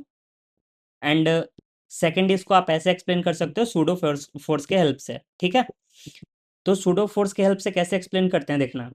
इस पे मान लो एक कंटेनर है, इसको मैं ऊपर लेके जा रहा हूँ, ऊपर की तरफ मैंने एक्सेलरेशन दिया, तो मान लो इस पे एक तो पहले से एक्सेलरेशन ड्यू टू ग्रेविटी नीचे की तरफ यहाँ पे कुछ लग रहा होगा ना, अपना जो भी जी होगा वो लग रहा होगा नीचे की तरफ। अब देखो होता ही है ना कि ऊपर की तरफ अपना जो ए है, अगर सूडो फोर्स के कॉन्सेप्ट से जाओ तो ये क्या करोगे, ऊपर की तरफ जो ए है उसको हटा के आप नीचे की तरफ एक ए दे दोगे, सेम एक्सेलरेशन आप नीचे की तरफ डायरेक्शन अपोजिट करके दे दोगे इस वाले ये को फ्लूइड को। क्योंकि देखो यहाँ पे होगा क्या ना, सेम चीज होगा, यहाँ पे जो फ्लूइड का इनर्सिया होगा, इसको आप ऊपर की तरफ लेके तो जा रहे हो, लेकिन इसका जो इनर्सिया होगा वो काइंड ऑफ रेसिस्ट कर रहा होगा। तो यहाँ आप मतलब आपको सूडो फोर्स से नहीं समझना, बिल्कुल नहीं समझो, बस सिंपली ध्यान रख लो, जी इफेक्टिव जो अपना होता है, इफेक्टिव ग्रेविटी का कॉन्सेप्ट आता है, और ये इक्वल होता है जी प्लस ए। और जी प्लस ए आपको याद कहाँ से रखना है, तो लिफ्ट वाला जो एग्जाम्पल मैंने बताया था ना, वहां से आपको ध्यान रखना है जी प्लस है। जब जब भी कंटेनर को आप ऊपर की तरफ एक्सेलरेट करोगे वर्टिकल डायरेक्शन में, तो आपका जी इफेक्टिव जी प्लस ए हो जाएगा। ठीक है, सेकेंड वाला जब समझोगे तब आपको लगेगा याद करना ज़्यादा ईजी है। ठीक है, देखो अगर कंटेनर को मैं नीचे की तरफ लेके जाऊं, ठीक है, अगर नीचे की तरफ आप लेके जाओगे तो होता है ऐसा है ना, अगर आपका एक्सेलरेशन जो है वो लेस देन जी है, मतलब जी से कम का एक्सेलरेशन है, उस केस में आपका जो जी इफेक्टिव होता है जी माइनस ए हो जाता है।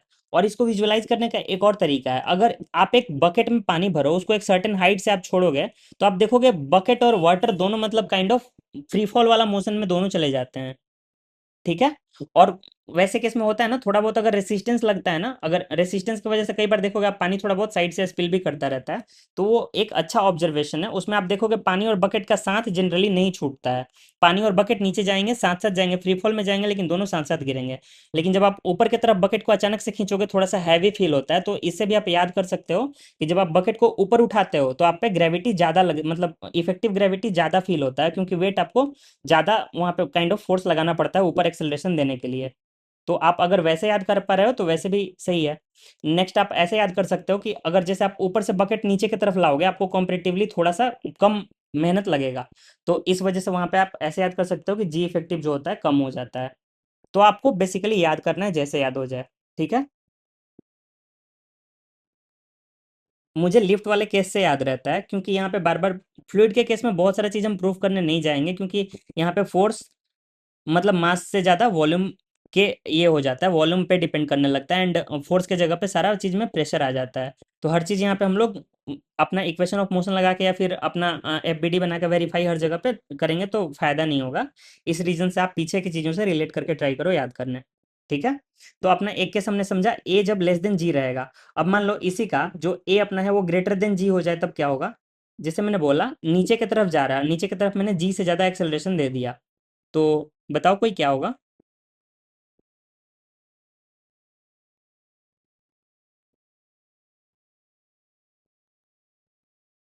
जैसे आपने मान लो एक मग में पानी भरा, उसको जोर से नीचे की तरफ फेंक के मारोगे तो क्या होगा? हाँ बताओ आयुष। वाला सिचुएशन होगा ना, A हाँ, equals to G। A equals to G वाला केस हो जाएगा। और अगर आपने ए ज़्यादा दे दिया, आपने जैसे मैंने बताया मग को तेज से, आपने मग में पानी भरा उसको ऊपर ले जाकर तेज से नीचे की तरफ फेंक के मारा, तो आपका पानी बाहर सारा आ जाएगा। ठीक है, वो वाला सिचुएशन आपका वाटर जो होगा, वाटर बाहर की तरफ स्पिल कर जाएगा, वो फ्री फॉल वाला मोशन में चला जाएगा, और जो मग होगा उसको आपने जो एक्सेलरेशन दिया होगा उसके साथ वो नीचे चला जाएगा। ठीक है, तो जब भी ए अपना ग्रेटर देन जी हो जाएगा, उस केस में आपका होता ये है कि जो प्रेशर होगा सारे पॉइंट का, फ्लूइड का सारा पॉइंट का प्रेशर फिर से पी नॉट के इक्वल हो जाएगा, क्योंकि सारे फ्री फॉल के केस में आ जाएंगे, क्योंकि सब फ्रीली फिर नीचे की तरफ जी एक्सेलरेशन के साथ जाएंगे। उस केस में अपना फिर हर एक पॉइंट का आपसे अगर प्रेशर पूछे तो रिपोर्ट करोगे प्रेशर की P equals to P not, atmospheric pressure के इक्वल हो जाता है। ठीक है, फिर आगे बढ़ते हैं, यहाँ तक कोई डाउट नहीं है। चलो अगला केस अपना अच्छा है। ठीक है, अगर कंटेनर को मैंने हॉरिजॉन्टली एक्सेलरेट करवा दिया, ठीक है, तो देखो यहाँ पे होता है ना, आपको मैंने एक पार्ट बोला था आपने याद नहीं दिलाया एनएलएम में, आपको मैंने बोला था किसी क्लास में आप लोग याद दिला देना कि हम लोग समझ लेंगे। जैसे अगर मूविंग कार में कोई एक पेंडुलम रखा हुआ है, उसका मोशन आपको पता है, उसका फ्री बॉडी डायग्राम वगैरह ड्रॉ करने, टेंशन निकालने सब आता है, तो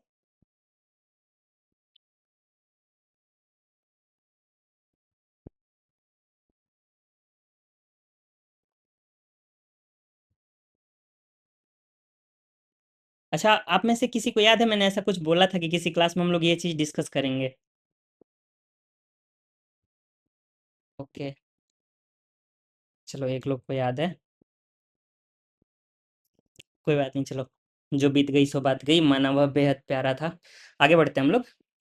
देखो यहाँ पे होता है ना, अपना जब एक्सेलरेट कराओगे फ्लूइड को आप हॉरिजॉन्टली, ठीक है, तो आपने मान लो इसको एक्सेलरेशन दिया जी आगे की तरफ, तो बेसिकली यहाँ भी सेम समझने का दो तरीका है। एक तो आप सूडो फोर्स पीछे की तरफ लगा दो एम में, यानी कि एक्सेलरेशन पीछे की तरफ आप दे दो, आगे वाला एक्सेलरेशन हटा के, तो इसलिए पीछे की तरफ एक मैंने एक्सेलरेशन दे दिया फ्लूइड को ए, और नीचे की तरफ ऑलरेडी जी लग रहा है। ठीक है, अब इन दोनों का रिजल्टेंट एक्सेलरेशन जो आएगा वो जी इफेक्टिव आपका आएगा, और वो कितना आएगा? सिंपल पाइथागोरस थ्योरम ए स्क्वायर प्लस जी स्क्वायर का अंडर रूट। ठीक है, और यहाँ पे जो एंगल अपना आएगा, अगर इसको थीटा बोलते हैं हम लोग वर्टिकल के साथ, तो टैन थीटा इसका हम लोग लिख सकते हैं ना A/G। तो देखो यहाँ पे दो टाइप का क्वेश्चन बन सकता है। एक तो आपको मतलब ये पूछ सकता है कि इस केस में जैसे जी इफेक्टिव।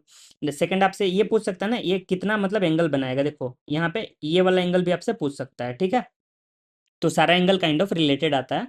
तो एक बार आप टेन थीटा निकाल लोगे, अगर आपने ये थीटा निकाल लिया तो फिर आप बाकी के एंगल भी इजिली निकाल लोगे, ठीक है। यहाँ पे कुछ चीज़ें नोट करने वाली होती हैं, वो मैं आपको बता देता हूँ। देखो सबसे पहला अपना ये जो जी इफेक्टिव होता है ना, जी इफेक्टिव किसी भी केस में फ्लूइड का कैसा भी मोशन हो रहा हो, इसका जो ये जी इफेक्टिव आएगा हमेशा सरफेस के परपेंडिकुलर आएगा।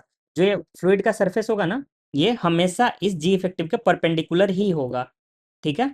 जैसे आप मान लो एक मग या बकेट में पानी लेके आगे की तरफ आप अगर रन करने लगोगे ना, भागने लगोगे, देखोगे वहां पे वाटर का जो लेयर है ना, वो काइंड ऑफ एक स्लोपी लेयर बन जाएगा, स्लोप टाइप का थोड़ा सा बन जाता है। नोटिस किया आपने कभी? तो वहां पे जो आता है ना अपना वो काइंड ऑफ जैसे ये मान लो स्लोप बन रहा है, तो स्लोप का जो परपेंडिकुलर ड्रॉ करोगे ना यहाँ पे, वही आपका जी इफेक्टिव उसी के अलोंग जाएगा, ठीक है। और एक चीज बताओ, इस केस में हम लोग इस हॉरिजॉन्टल लाइन के अलोंग प्रेशर सेम बोल सकते हैं कि नहीं बोल सकते? मतलब बोल सकते हैं कि नहीं बोल सकते, वो तो बताओ। बोल सकते हैं। हाँ। अच्छा बोल सकते हैं। देखो आपने डेफिनेशन भुला दिया, ऐसे बुरा लगता है। आपको मैंने बताया था ना, जब मैंने ऊपर में बड़ा यहाँ पे बताया था, आओ वहाँ पे वापस चलते हैं। देखो देखो यहाँ पे हम लोग आइडियल फ्लूइड का प्रॉपर्टी पढ़े थे। उसके बाद हम लोग प्रेशर डिफाइन किए थे, कहाँ पे हमने पढ़ा था? पास्कल का लॉ।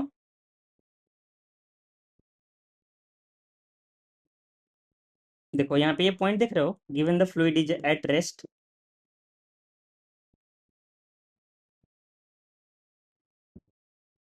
Yes sir.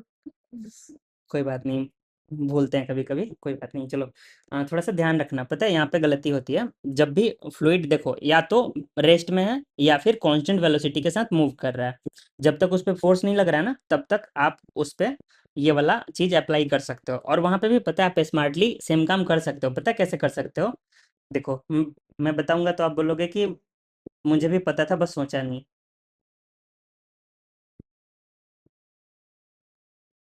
देखो हम लोग यहाँ पे आ गए। चलो एक बात बताता हूँ आपको, ठीक है। देखो ये अपना सरफेस हो गया, ठीक है।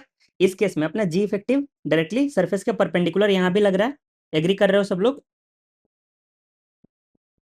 ठीक है।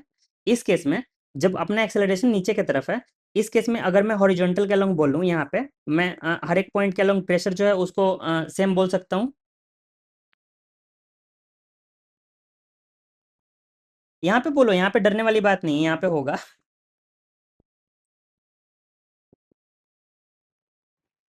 देखो अपना मोशन जो भी है ना वर्टिकल में है, ठीक है। हॉरिजॉन्टल में अपना कोई भी एक्सेलरेशन नहीं है, हॉरिजॉन्टल में फ्लूइड जो अपना रेस्ट पे ही है, ठीक है। Yes sir. ठीक है, तो देखो यहाँ पे जी इफेक्टिव अपना सरफेस के परपेंडिकुलर लग रहा है। तो आप एक चीज नोटिस करना, देखो जी इफेक्टिव नीचे लग रहा है, मैं बोलूं आप जी इफेक्टिव के परपेंडिकुलर डायरेक्शन में प्रेशर को सेम बोल पा रहे हो, सेम लेवल पे। मैंने सही बोला? Yes sir. ठीक है। हाँ। अब यहाँ पे आओ, इस केस में देखो जी इफेक्टिव इधर लग रहा है। अगर इस बार ऐसे बोलें जी इफेक्टिव के परपेंडिकुलर डायरेक्शन में, तो अब बताओ सेम होगा। सेम होगा। तो बस यहाँ पे यही वाला कैच है अपना, ठीक है। देखो यहाँ पे यस मैंने सर। ये चीज नोट कर दिया, ठीक है। आप एग्जाम से पहले एक बार देख लेना इस चीज को, ताकि भूलो नहीं फिर। वैसे नहीं भूलोगे, मुझे पता है। चलो ठीक है, फिर इतना क्लियर है।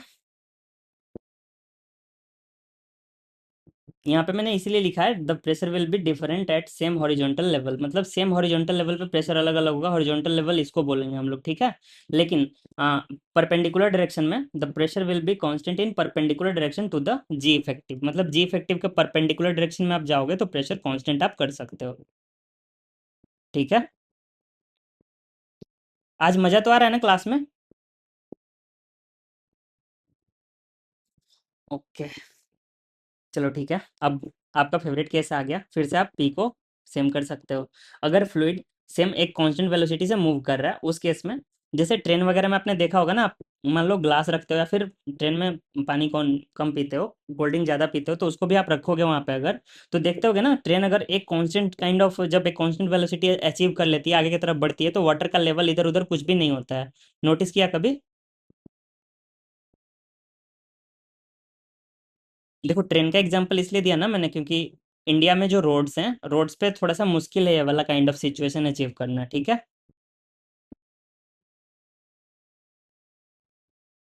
चलो, अब एक क्वेश्चन प्यारा सा, आप लोग ट्राई करो।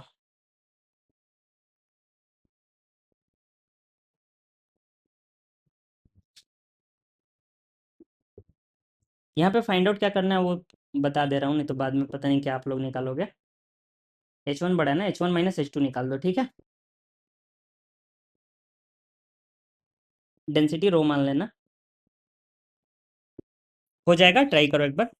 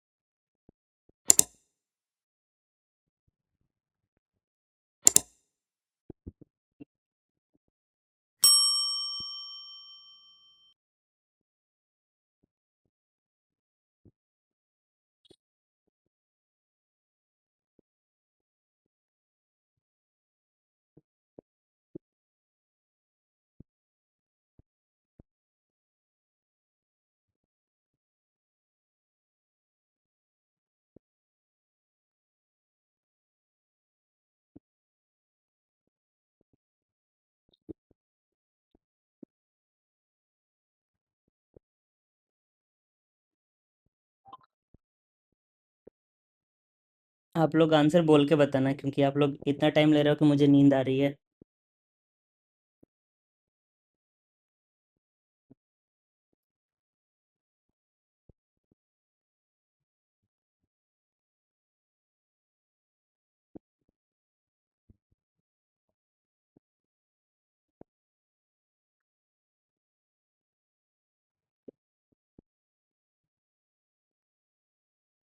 ओके। यार ये गलत बात है, पता है, आप लोग कैलकुलेशन मेरे लिए छोड़ देते हो।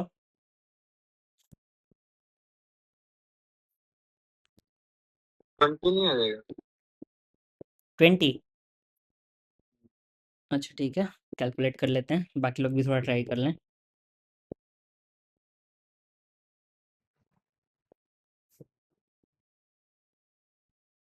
देखो आप लोग कैलकुलेशन कर दिया करो, क्योंकि मैं खुद कैलकुलेटर के भरोसे रहता हूँ।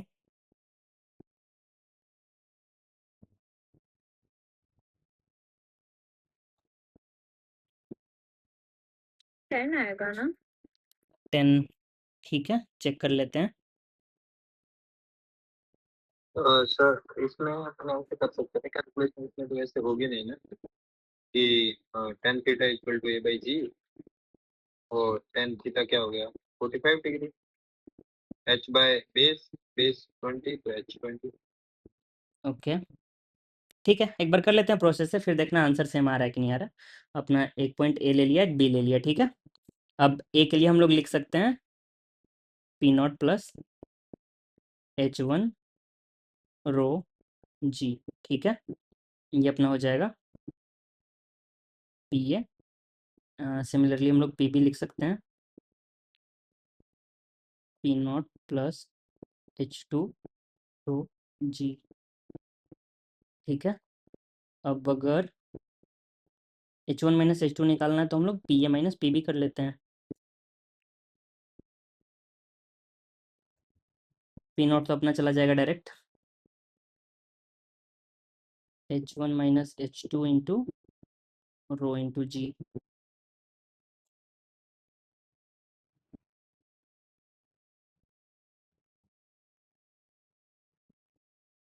सही है अभी तक? अरे यार एक चीज़ बताना आप लोग को भूल गया, चलो कोई नहीं, अब क्वेश्चन करा देता हूँ फिर बताता हूँ। पता नहीं शायद आपने कैसे कर लिया। देखो, अब हॉरिजॉन्टल डायरेक्शन में ना क्या करेंगे, आपने शायद जी वाला यूज करके कर लिया, अगर जिसने कर लिया होगा ना सही में भाई मतलब जबरदस्त, ठीक है। आपने मतलब कॉन्सेप्ट को बिल्कुल अच्छे से समझ लिया है।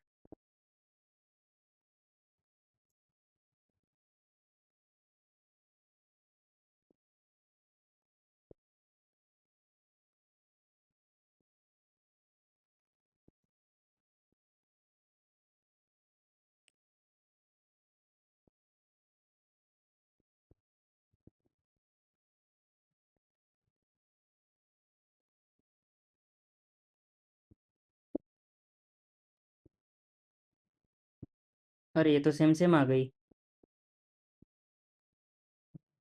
वही तो सर, इसमें वो कॉन्सेप्ट जो आप बोल रहे हो वो भी लगेगा। टेन थीटा वाला। जो हाँ हाँ, नहीं जो आप बोल रहे हो ना कि बताया नहीं उसमें, वो आप हॉरिजॉन्टल वाला बताना है, मतलब बोल रहे हो हम्म। ना कि हॉरिजॉन्टल वाला नहीं बताया। लेकिन इसमें अगर वो आपने ऊपर टेन थीटा बताया ना, हम्म। टेन वो थीटा वाला वाला जो इसमें आपने डायरेक्टली लगा दिया। हाँ। ओके ठीक है, चलो उससे भी बन गया तो बढ़िया है। वैसे मैंने बताया नहीं, यहाँ पे आपसे क्वेश्चन पहले पूछ लिया, मेरी गलती है। आपका जिनका आंसर आया था 20 सेंटीमीटर आ गया था, सही है। इनके टेन थीटा वाले में एक दिक्कत, मेरे को एक डाउट है कि ये जो आपने थीटा लिया है, हम्म यही थीटा हॉरिजॉन्टल के साथ होता है ना अपना? हम्म, ये थीटा अपना और फिर नहीं नहीं सेम नहीं हो, नहीं सेम नहीं होगा, वो 45 डिग्री है इस वजह से वहाँ पे हो गया है ना। वहाँ पे मैंने नहीं, ये नहीं, दोनों टेन टेन देखो, जनरल। एक चीज़ देखो आप यहाँ पे दोनों टेन टेन आ गया तो शायद इसलिए 45 हो गया, लेकिन थीटा जो है यहाँ पे मैंने लिया है अपना वर्टिकल के साथ। वही सर, मैं इसका कॉन्सेप्ट जब मैंने पढ़ा ना सर, मतलब मैंने अभी तक जितना देखा है कि जो ये थीटा हॉरिजॉन्टल के साथ बनाएगा वही थीटा आता है, इसलिए बाई जी आता है। हमेशा ऐसा नहीं आएगा, लेकिन अगर एक्सेलरेशन में बोल दूँ 5 है, ए का वैल्यू मैं 5 दे दूंगा तो थोड़ी ना आपका थीटा दोनों तरफ से सेम आएगा। वही डाउट है सर, मैंने तो मतलब हर जगह दोनों साइड से, मतलब लोग कैलकुलेट इसी तरीके से करते हैं कि ये हॉरिजॉन्टल के साथ थीटा लेते हैं, फिर जो कैलकुलेशन करके 90 डिग्री का एंगल बना के इसको भी थीटा आ जाता है, ये भी जो भी आपने लिख रखा है। तो अच्छा वैसे ही थीटा निकालते हैं कि हॉरिजॉन्टल के साथ कितना टिल्ट करेगी वो। देखो वो ये बाई ये जी वाला करते हैं, एंगल, ये वाला थीटा आएगा। ये वाला यही। अच्छा वो तो थीटा आएगा ही वो, क्योंकि देखो ये तो 90 माइनस इसमें थीटा हो गया, ये थीटा हो गया। डाउट है सर मेरे को कि अगर वो थीटा देखो, ऊपर वाला थीटा लेते हो ना आप, हम्म। तो ऊपर वाले थीटा में क्या होगा कि tan theta equal to G by A आ जाएगा। ओके जी भाई ये, हाँ। हाँ, वेक्टर देखोगे तो वेक्टर में प्रॉब्लम होगा। पता नहीं, देखो मेरे हिसाब से यहाँ पे कंफ्यूज नहीं होना, मेथड कोई डिफिकल्ट नहीं है यहाँ पे, ये वाला जो मेथड है सब लोग समझ पा रहे हो। ये जो टेन टेन थीटा वाला, ये जो अपना मतलब ये जो मैंने समझाया जी इफेक्टिव वाला, ये एंगल वगैरह निकालना, ये वाला सबको क्लियर है। इस क्वेश्चन में देखो यहाँ पे मेरी गलती है, मैं मानता हूँ। देखो क्या है ना, देखो जैसे कि मैंने आपको बताया, मैंने आपको एक केस ये वाला जो बताया, एक फ्लूइड को मैंने आगे की तरफ एक्सेलरेट किया, तो यहाँ पे चीज दो तरह से होता है। देखो एक तो आपका ये जो वर्टिकल वाला डायरेक्शन में है, वैसे ही आपका प्रेशर वेरी करेगा, जैसे एच रो जी के साथ कर रहा था, ये आपका वर्टिकल के लिए आता है, ठीक है। और जब आप हॉरिजॉन्टल के लिए जाते हो ना, मान लो एक इस पॉइंट से आप इधर की तरफ जा रहे हो हॉरिजॉन्टली, तो उस केस में आपका एच इंटू रो इंटू ए हो जाता है, ठीक है। बस जी के जगह पे हम लोग ए यूज करते हैं हॉरिजॉन्टल में, ठीक है। एक तरह से आप ऐसे भी समझ सकते हो ना, मान लो एक तरह से किया क्या मैंने, इस कंटेनर को अगर मैं ऐसे करके रख दिया, ऐसे करके रख दिया, तो यही हो गया ना अपना जो एक्सेलरेशन है, वो भी तो काइंड ऑफ ऐसा ही टाइप का हो गया ना। अगर मान लो ये मेरे पास क्लोज कंटेनर होता तो पानी के साथ इसको उल्टा कर देता, तो एक्सेलरेशन जो अपना ये एक टाइम के लिए बोल रहा हूँ आगे की तरफ है, वही एक्सेलरेशन आपका इस डायरेक्शन में वर्टिकल में आ जाएगा ना, तो बात तो सेम ही हुई ना, आप जी के जगह पे ए यूज कर रहे हो तो। सर जी इफेक्टिव से नहीं निकाल सकते क्या? क्या बोल रहे हो? जी इफेक्टिव निकाल हाँ कर जी उसके बाद इफेक्टिव उसका निकाल के यूज कर करते सकते हैं। हो, लेकिन एक चीज आप देखो यहाँ पे ना, यहाँ पे जो ये फ्लूइड का मोशन हो रहा है ना, ये बस इसके लिए ए आ रहा है, ये सेम लेवल पे मैंने लिया है। तो यहाँ तो नीचे की तरफ मैं गया नहीं ना, नीचे की तरफ जाता तब तो जी इफेक्टिव लेता ना यहाँ पे। ये देखो ए जो ए पॉइंट मैंने लिया और बी पॉइंट लिया, ये सेम हॉरिजॉन्टल लेवल पे मैंने लिया है। तो इस डायरेक्शन में तो बस ये वर्टिकल वाला ए अपना आ रहा है ना, ये सॉरी हॉरिजॉन्टल वाला ए जो अपना है वो आ रहा है। अगर मैं बोलूँ तो वर्टिकल में अपना ये फ्लूइड रेस्ट पे है, ठीक है। और ये वाला देखो यहाँ पे मैंने एच रो जी लगाया, तो यहाँ पे भी इसलिए लगाया क्योंकि इसमें जो है मतलब इस डायरेक्शन में जब हम लोग जा रहे हैं तो इसका काइंड ऑफ वैसा कुछ आगे की तरफ इफेक्टिव मोशन नहीं हो रहा है, इस वजह से यहाँ पे हम लोग नीचे की तरफ सीधे लगा पाए एच रो जी। दोनों पार्ट के लिए हमने इसीलिए अलग अलग किया। देखो यहाँ पे ये जो अपना ये पोर्शन आप फ्लूइड का ले रहे हो, तो इसमें सिंपली जब आप जा रहे हो ना, इसमें आप देख रहे हो कि इसका मोशन सारा का सारा नीचे की तरफ काइंड ऑफ हो रहा है, क्योंकि ये मतलब बाहर तो निकलेगा नहीं। सर जी तो उस पर लग ही रहा होगा ना। हाँ जी तो लगेगा अपना एच जी, जी तो लगेगा, जी नीचे की तरफ लगेगा। तो इसीलिए तो उसके वजह से मैंने वेरी करा दिया एच रो जी। लेकिन इसके अगर आप इस सेंस में देखोगे ए के सेंस में, तो ए के सेंस में इफेक्टिव मोशन कुछ इसका नहीं हो रहा है। ये जो अपना काइंड ऑफ ये जो अपना ट्यूब है ना, ये ए के वजह से अनइफेक्टेड है। यहाँ पे ये बनेगा, यहाँ पे ऐसा लेवल हो जाएगा, वो फैक्ट है, ठीक है। लेकिन वो बहुत छोटा होगा जब इसके जो इसका जो हाइट जो हमने लिया है इसके कंपैरिजन में जब आप जाओगे ना, जब इस हाइट के कंपैरिजन में यहाँ पे जो अपना लेवल बन रहा है उससे कंपेयर करोगे, तो जो आपको निकल के आएगा ना वो काफ़ी एक काइंड ऑफ इग्नोर करने लायक हाइट आएगा। इस वजह से हम लोग यहाँ पे डायरेक्टली एच रो जी लगा दे रहे हैं। और एक चीज आप ये भी तो सोच सकते हो ना, एक चीज सेकंड चीज सोचो, जो सिचुएशन इधर का होगा, मान लो इधर ऐसे हो गया तो इधर भी तो सेम ऐसे ही हो जाएगा ना, जैसा भी होगा दोनों तरफ सेम सेम होगा। एक्चुअली ऐसा नहीं होगा, उल्टा होगा इसका। सिचुएशन तो कुछ ऐसा ही होगा दोनों तरफ। बेसिकली जो देखो जो यहाँ पे चेंज आएगा ना, उस जो आप मोशन की वजह से चेंज ला रहे हो, वो चेंज बेसिकली यहाँ पे काइंड ऑफ दोनों तरफ से इक्वल चेंज आके नेग्लेक्ट हो जाता है।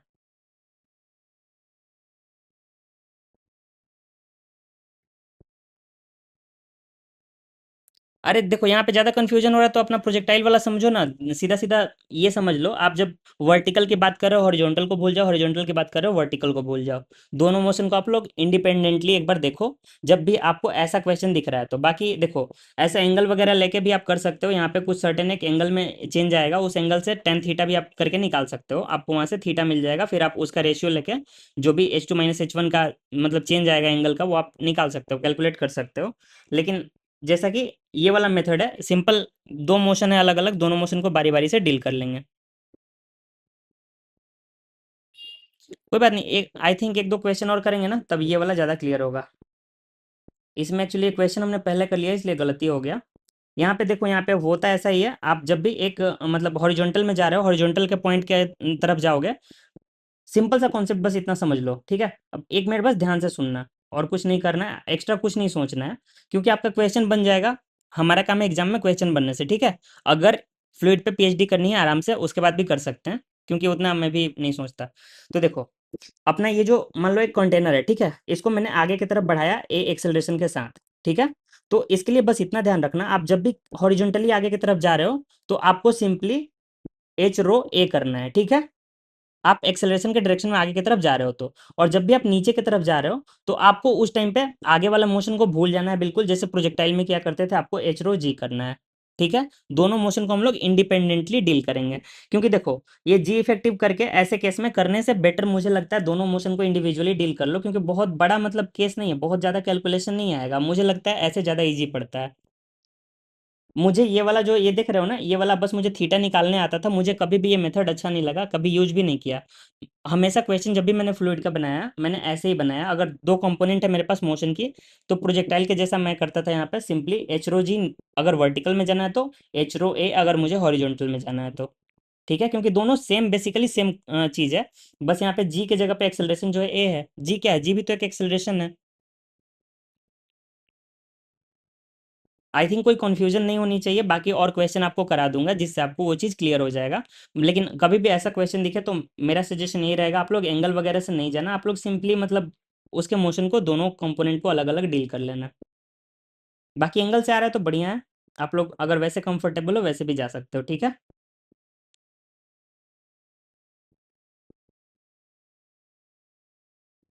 ये वाला क्वेश्चन जो हमने किया, ये वाला मेथड आपको समझ में आ गया ना कैसे किया इसको। एक सिमिलर क्वेश्चन, सिमिलर क्या, एक इसी टाइप का क्वेश्चन आप लोग मेरा सजेशन मानो तो एचसी वर्मा करना, ठीक है। उसमें दिक्कत थोड़ी सी आएगी फ्लूइड में, लेकिन आप लोग मुझसे पूछ लेना, क्वेश्चन हम लोग डिस्कस कर लेंगे अच्छे से, ठीक है। लेकिन आप लोग वहां से ट्राई करना, उससे आपको बहुत सारा कॉन्सेप्ट क्लियर होगा। देखो एक यहाँ पे एक छोटा सा कॉन्सेप्ट है, इसको याद रखने का मेरा, अच्छा 01 O1, अच्छा हाँ O1 एक्सरसाइज।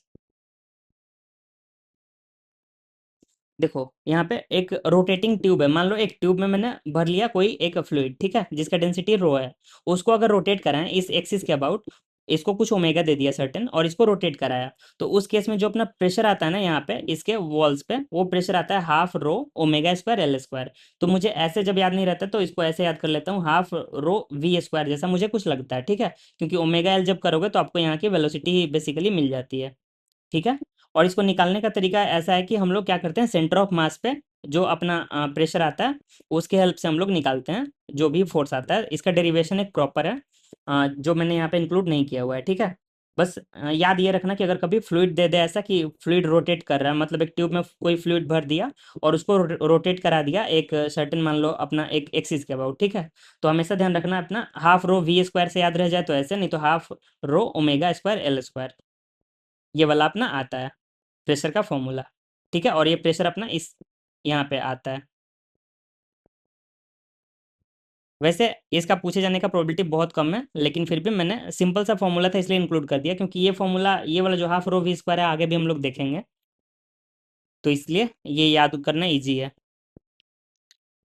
ठीक है। देखो ये अपना एक अच्छा कॉन्सेप्ट है, force on the wall of the container. जैसे कि मान लो पानी आप एक मान लो मग या बकेट किसी भी कंटेनर में आपने पानी रखा हुआ है, तो जो पानी है आपके मग के अंदर का वो वॉल जो होता है कंटेनर का उस पर फोर्स लगाता है। और इसको प्रूफ करने का सबसे इजी तरीका क्या है, मान लो आप अगर मान लो ये बकेट रखा हुआ है, इस बकेट में आप यहाँ पे एक होल कर दोगे, मान लो ऊपर तक पानी भरा है, यहाँ पे आप होल करोगे तो क्या होगा, पानी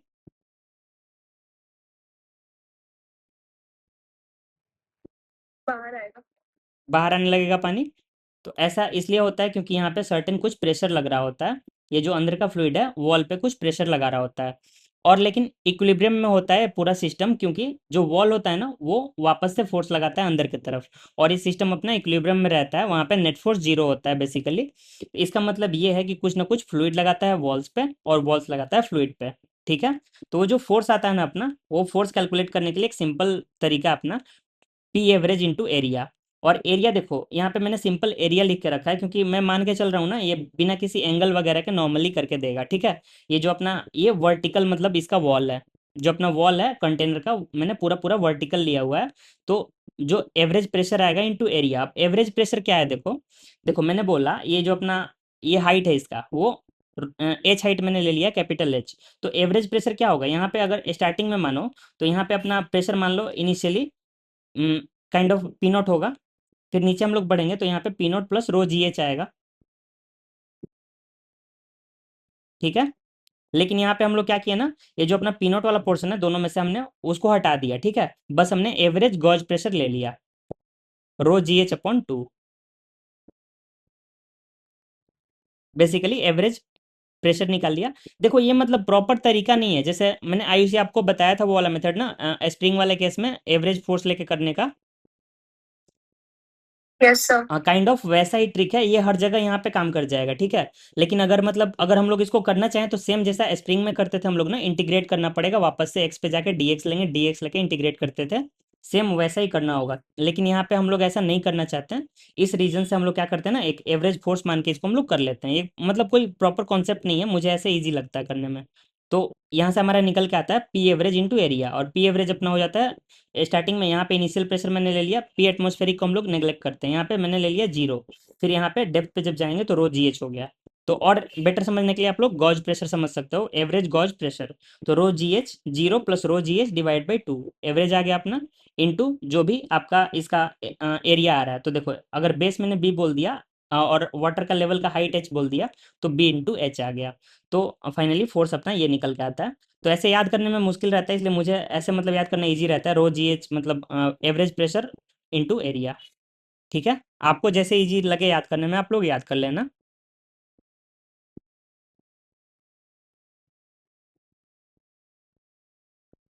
ठीक है, इसमें एक और कॉन्सेप्ट होता है प्रोजेक्शन एरिया का, लेकिन वो थोड़ा सा आगे बढ़ जाएगा, इसलिए मैंने यहाँ पे इंक्लूड नहीं किया। वो बस बेसिकली जैसे कि कैसे हम लोग एक लाइन का प्रोजेक्शन लेते हैं उसका कॉस थीटा, वैसे ही सेम एरिया का हम लोग प्रोजेक्शन ले लेते हैं फ्लूइड में, जब मतलब तिरछा दीवार होता है तो वो कॉन्सेप्ट मुझे यहाँ पे नहीं लगा उतना इंपॉर्टेंट, इसलिए हटा दिया। ठीक है, आगे बढ़ते हैं अब। ये क्वेश्चन है, आप लोग एक बार करो। यहाँ पे बेसिकली F1/F2 निकालना है। F1 ऊपर वाले पे फोर्स जो लग रहा होगा, यहाँ पे वॉल पे फोर्स लग रहा होगा अपना F1, नीचे वाले वॉल पे लग रहा होगा F2। ठीक है,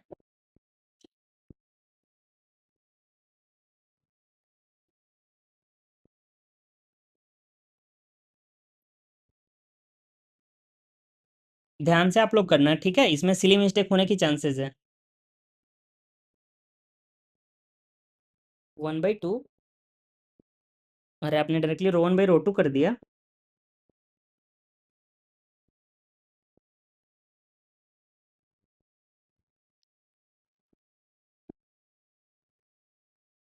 मेहनत से आंसर निकालो आप। ठीक है, ये जादू वाला आंसर था। सर जी एच और बी तो सेम है ना, तो रो 1/2 ही हो सकता। अच्छा ठीक है, कोई बात नहीं, इस टॉपिक पे हम लोग बात करेंगे 2 मिनट बाद, बाकी लोग ट्राई कर लें। तो 1/2 आपने भी निकाल दिया। अरे आप लोग भूल रहे हो, ऊपर वाले का वेट भी तो नीचे वाले पे कंसीडर होगा ना। ऊपर वाला जो फ्लूइड का वेट है, दोनों फ्लूइड अलग अलग थोड़ी है, ऊपर वाला नीचे वाले पे भी तो कुछ फोर्स लगा रहा होगा ना।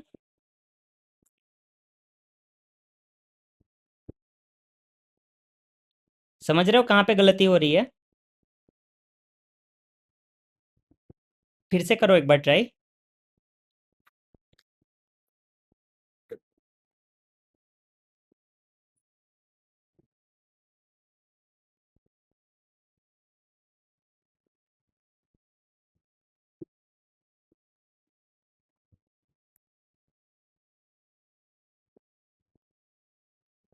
आपने बेसिकली एवरेज प्रेशर गलत निकाला है सेकंड केस में। ठीक है, आप लोग अपना एवरेज प्रेशर जो निकाले हो उसको चेक करो।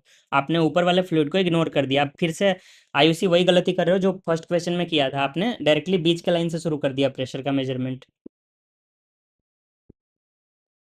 सर वॉल पे फोर्स हाँ, वॉल पे फोर्स निकालना है। निकालना है ना, तो आप पहले प्रेशर निकालोगे ना, एवरेज प्रेशर इंटू एरिया करोगे। एरिया मैंने एयर दे रखा है दोनों का। हम्म।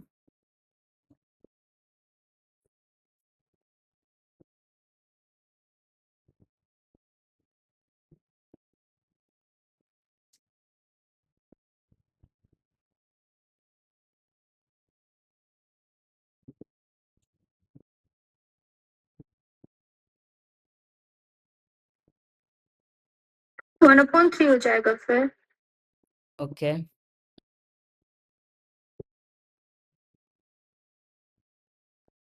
और बाकी किसी का आंसर नहीं आया?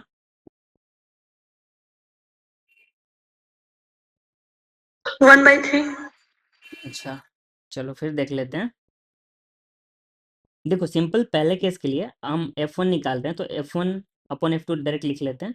तो F1 के लिए जब हम लोग जाएंगे तो अपना एवरेज प्रेशर क्या आ जाएगा, रो जी एच अपॉन टू। तो यहाँ पे हमारा क्या है, रो इंटू जी इंटू एच अपना 5/2 इंटू एरिया। ये अपना F1 आ गया। सेकंड केस में जब हम लोग जाएंगे तो हमें थोड़ा सा और नीचे तक जाना है। तो सबसे पहले देखो, एवरेज प्रेशर यहाँ तक के लिए तो हम लोग डायरेक्टली यहाँ पे हम लोग जब यहाँ पहुँचेंगे तो यहाँ पे ऑलरेडी प्रेशर समथिंग हो चुका होगा पी, जो कि रो जी एच के इक्वल हो चुका होगा। ठीक है, तो यहाँ पे एवरेज प्रेशर चेंज हो जाएगा बेसिकली। देखो कितना आता है, देखते हैं।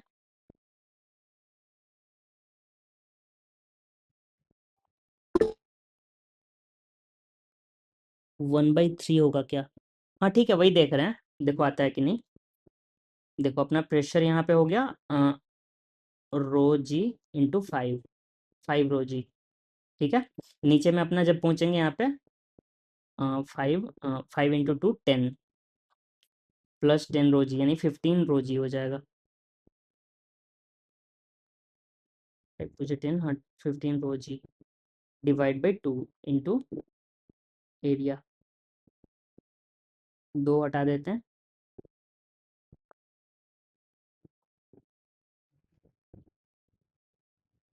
एरिया भी कैंसिल हो गया, रो जी भी कैंसिल हो गया, कितना बचा 5 अपॉन, अरे मेरा तो अलग ही आंसर आ गया।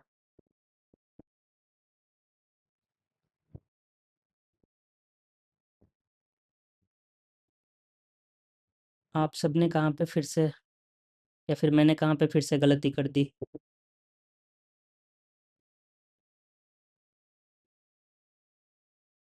देखो, एवरेज प्रेशर जब निकालोगे तो एवरेज का मतलब यही होता है ना, जो इस पॉइंट पे था प्लस जो इस पॉइंट पे है, डिवाइड बाई 2। सर ये 5 रोजी तो आ गया था, लेकिन यहाँ पे 15 रोजी की जगह 10 रोजी होगा ना? 10 रोज ही होगा। देखो, यहाँ पे आप 1 से गिनती शुरू कर रहे हो, 1 2 3 4 5 पे पहुँच गए। अब आगे बढ़ना है तो आप 6 से शुरू करोगे ना वापस से। हाँ, आप यहाँ पे शायद रुक के गिनना शुरू कर रहे हो फिर से, 1 2 3 4। यही हुआ, हमने यहाँ पे 10 रोजी लिया इसलिए वो 1/3 आ रहा था। अच्छा, अच्छा। तो काउंटिंग में बेसिकली थोड़ा-सा मिस्टेक हो गया। ये जो प्रेशर होगा ना, देखो, यहाँ तक हम लोग ऑलरेडी एक सर्टेन प्रेशर आ चुका है, यहाँ से P प्लस एच रो जी होगा ना नीचे का प्रेशर, बॉटम का प्रेशर जो भी आएगा, यस सर। वहाँ पे थोड़ा-सा मिस्टेक हो गया, कोई प्रॉब्लम नहीं है। अपना नीचे में 20 आ जाएगा। और वो 10 लिया तो वो 15 हो गया, तो फिर 5/15 1/3 आया। मेथड सही है, बस खाली ध्यान रखना ना, प्रेशर जो अपना है, ये अपना प्रेशर ग्रेजुअली हर एक पॉइंट पे इंक्रीज होता जाएगा, प्रेशर ऐड होते जाएगा। हम लोग बीच के पॉइंट से अलग-अलग प्रेशर नहीं ये करेंगे, यहाँ पे एवरेज प्रेशर हम लोग कर रहे हैं। देखो, जैसे यहाँ पे अगर डिफरेंस ले रहे होते ना, प्रेशर का डिफरेंस हम लोग लेते, तब हम लोग इसको इग्नोर कर देते, क्योंकि ये 15 माइनस 5 हो जाता, डिवाइड बाई 2। हम लोग यहाँ पे एक्चुअली ऐड कर रहे हैं ना, इसलिए हम लोग एवरेज लेने के लिए यहाँ ऊपर का प्रेशर जो पहले से होगा वो भी कंसीडर करेंगे, प्लस उसमें ऐड होगा प्रेशर जो भी बॉटम का आएगा। Yes sir. आई थिंक अब मतलब कॉन्सेप्ट क्लियर होगा, यहाँ पे छोटा सा सिली सा मिस्टेक हुआ है। Yes sir. ठीक है, 10:30 हो गया, थोड़ा देर 10 मिनट और रुकोगे आप लोग?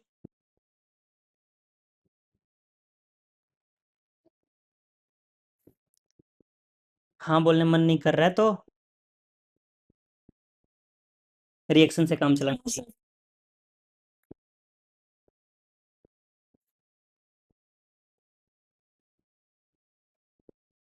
ठीक है भाई, बाद में जाके आप लोग गाली नहीं देना कि 10:30 के बाद भी नहीं छोड़ा।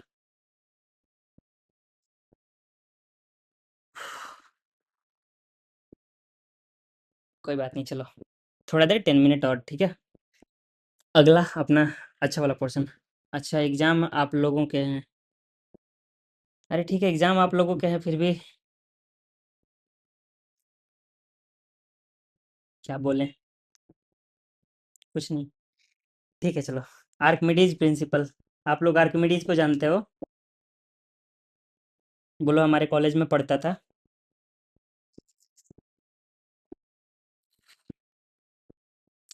ओके, ठीक है। देखो, ये एक मतलब काइंड ऑफ पर्सन था, मतलब साइंटिस्ट था, कुछ कुछ खोज किया करता था। तो क्या हुआ ना, मतलब ये रहता था एक राज्य में, वहाँ का राजा था। राजा ने मतलब एक गोल्ड का मुकुट बनवाया, बहुत बड़ा सा, ठीक है, मतलब काफ़ी हैवी, काफ़ी प्रीशियस, अपना जो होता है वो बनवाया, राजा का मुकुट, ठीक है। तो जब उसने बनवाया तो राजा को मतलब मन में डाउट हुआ कि मैंने इसको दिया तो सब कुछ सही था, मैंने सोना इसको ढेर सारा दिया, लेकिन राजा को लगा इसने कुछ मिक्स कर दिया उसमें, काइंड ऑफ सिल्वर वगैरह कुछ मिक्स कर दिया है गोल्ड में, ठीक है। लेकिन अब ये पता कैसे किया जाए, इसका किसी को आइडिया नहीं था बेसिकली। तो ये काम दिया गया उस टाइम का सबसे जिम्मेदार आदमी जो माना जाता था, आर्किमिडीज, ठीक है। उसको ये काम दिया गया कि पता लगाना है कि ये जो मुकुट है प्योर है कि नहीं, ठीक है। तो बेचारे के सामने बहुत बड़ा संकट आ गया। वो मतलब हर टाइम यही सोचता रहता था कि इसको कैसे करें, कैसे पता लगाएं कि मुकुट असली है कि नकली है, क्योंकि राजा काम तो दे दिया था, लेकिन नहीं करने के केस में भी बेचारे को दिक्कत होती। तो इस रीजन से बेचारा हमेशा टेंशन में रहता था। इवन कि मतलब वो कुछ भी कर रहा होता था, वो हमेशा मुकुट को अपने साथ रखता था, सोचते रहता था ठीक है। और एक बार क्या हुआ ऐसे ही नॉर्मली वो जैसे क्या होता था ना पहले के टाइम में, जैसे अभी हम लोग के घर में होते हैं, हम लोग घर में नहाते हैं, बाथरूम्स होते हैं पहले, मतलब काइंड ऑफ ये आई थिंक बात है बहुत पुरानी। तो उस टाइम पे होता था ना सोसाइटी का अपना मतलब एक बाथ का एरिया होता था प्रॉपर, जैसे कि अभी पुराने सिविलाइजेशंस में मिलता है। तो वैसा ही काइंड ऑफ होता था उस टाइम पे। तो एक दिन अचानक से बेचारा नहा रहा था वहीं वहीं पे पब्लिक बाथ में। अचानक से उसको मतलब ये फील हुआ। हाँ, ग्रेट बात बहुत जगह पे मिला है, हमारा जो इंडिया में भी जो पुराना सिविलाइजेशन सबका ये हो रहा है वहाँ पे सब जगह पे मिलता है। तो बेचारा मजे से अपना नहा रहा था, नहाते नहाते अचानक से सोच भी रहा था। सोचते सोचते मतलब अचानक से उसके दिमाग में ख्याल आया, और मतलब वो लाइन बोला यूरेका बोल के गलियों में भाग पड़ा। ठीक है, और वही line same to same NCERT में दे रखा है। 9th में दिया या 11th में मुझे पता नहीं, लेकिन सेम लाइन इन्होंने भी दे रखा है। तो वो बेचारा भागते भागते राजा के पास गया, उसको रियलाइज हुआ कि जब मैं नहा रहा था, मैं स्विमिंग पूल के अंदर में था, तो जितना मतलब मेरे मतलब बॉडी का वॉल्यूम है उसके अकॉर्डिंग जो भी वाटर का वेट आ रहा है वो डिस्प्लेस हो रहा है पानी में। जैसे कि या दूसरे शब्द में ऐसे बोल सकते हैं कि मतलब जैसे कोई बॉडी जब मान लो वो खुद जैसे नहा रहा था, तो जब पानी में गया ना, तो वो वहां पे वाटर का कुछ सर्टेन अमाउंट डिस्प्लेस किया, और उसको उससे आइडिया आया कि मैंने अपने मतलब वॉल्यूम के इक्विवेलेंट वॉल्यूम वाटर का वेट मैंने डिस्प्लेस किया है। जैसे अगर उसका वॉल्यूम खुद को उसको पता है कि मैं मेरा वॉल्यूम 1 मीटर क्यूब है, तो मैंने 1 मीटर क्यूब के इक्विवेलेंट वाटर का वेट डिस्प्लेस किया। उसको अचानक से ये रियलाइज हुआ, और इससे उसको आइडिया आया कि अगर मुकुट को मैं पानी में डुबा दूं तो उसका वॉल्यूम मेजर कर सकते हैं, कितना वॉल्यूम आ रहा है हमारा गोल्ड का जो मुकुट है उसका। ठीक है। तो वो ये सोचा कि एक बार इसका मैं वॉल्यूम निकाल लूंगा, उसके बाद मुझे ऑलरेडी इसका वजन निकालना इजी है मेरे लिए, क्योंकि वजन करने वाला जो भी मेथड था वहाँ पे अवेलेबल था। तो एक बार जब मास निकाल लिया, वॉल्यूम निकाल लिया, तो डेंसिटी निकाल सकता है। और जो गोल्ड का स्टैंडर्ड डेंसिटी है उससे वो कंपेयर करके राजा को बता सकता है कि ये कितना प्योर है या फिर इसमें कितना कुछ मिला हुआ है। ठीक है। अब बेचारा इसी खुशी में दौड़ते दौड़ते राजा के पास गया। अब राजा सभा सबको एकदम बिल्कुल सन्न हो गए। ठीक है, मतलब काइंड ऑफ शॉक्ड हो गए। राजा बोले कि ठीक है, आपने आविष्कार तो कर लिया वो ठीक है, लेकिन कम से कम आप यहाँ कपड़े पहन के तो आते। फिर बेचारे का उसके बाद कहानी खत्म हो गया। ठीक है। तो इससे हमें सीखने ये मिला बेसिकली कि जो भी आप बॉडी डुबाते हो, जैसे कोई भी एक सर्टेन आप सब्सटेंस लेते हो उसको पानी में डुबाते हो, तो वो एक मतलब अपने वॉल्यूम के इक्वल वॉल्यूम का वाटर का वेट डिस्प्लेस करती है। ठीक है। तो क्या होता था ना, जैसे कि पुराने टाइम में हमारे पास वॉल्यूम मेजर करने के लिए कोई मतलब इफेक्टिव टूल नहीं था। लेकिन ये बहुत बड़ा डिस्कवरी इसलिए था क्योंकि मान लो कोई इरेगुलर शेप का आपके पास कोई सब्सटेंस है, ऐसा अजीब सा दिखने वाला कुछ सब्सटेंस है, इसका वॉल्यूम आप कैसे मेजर करोगे?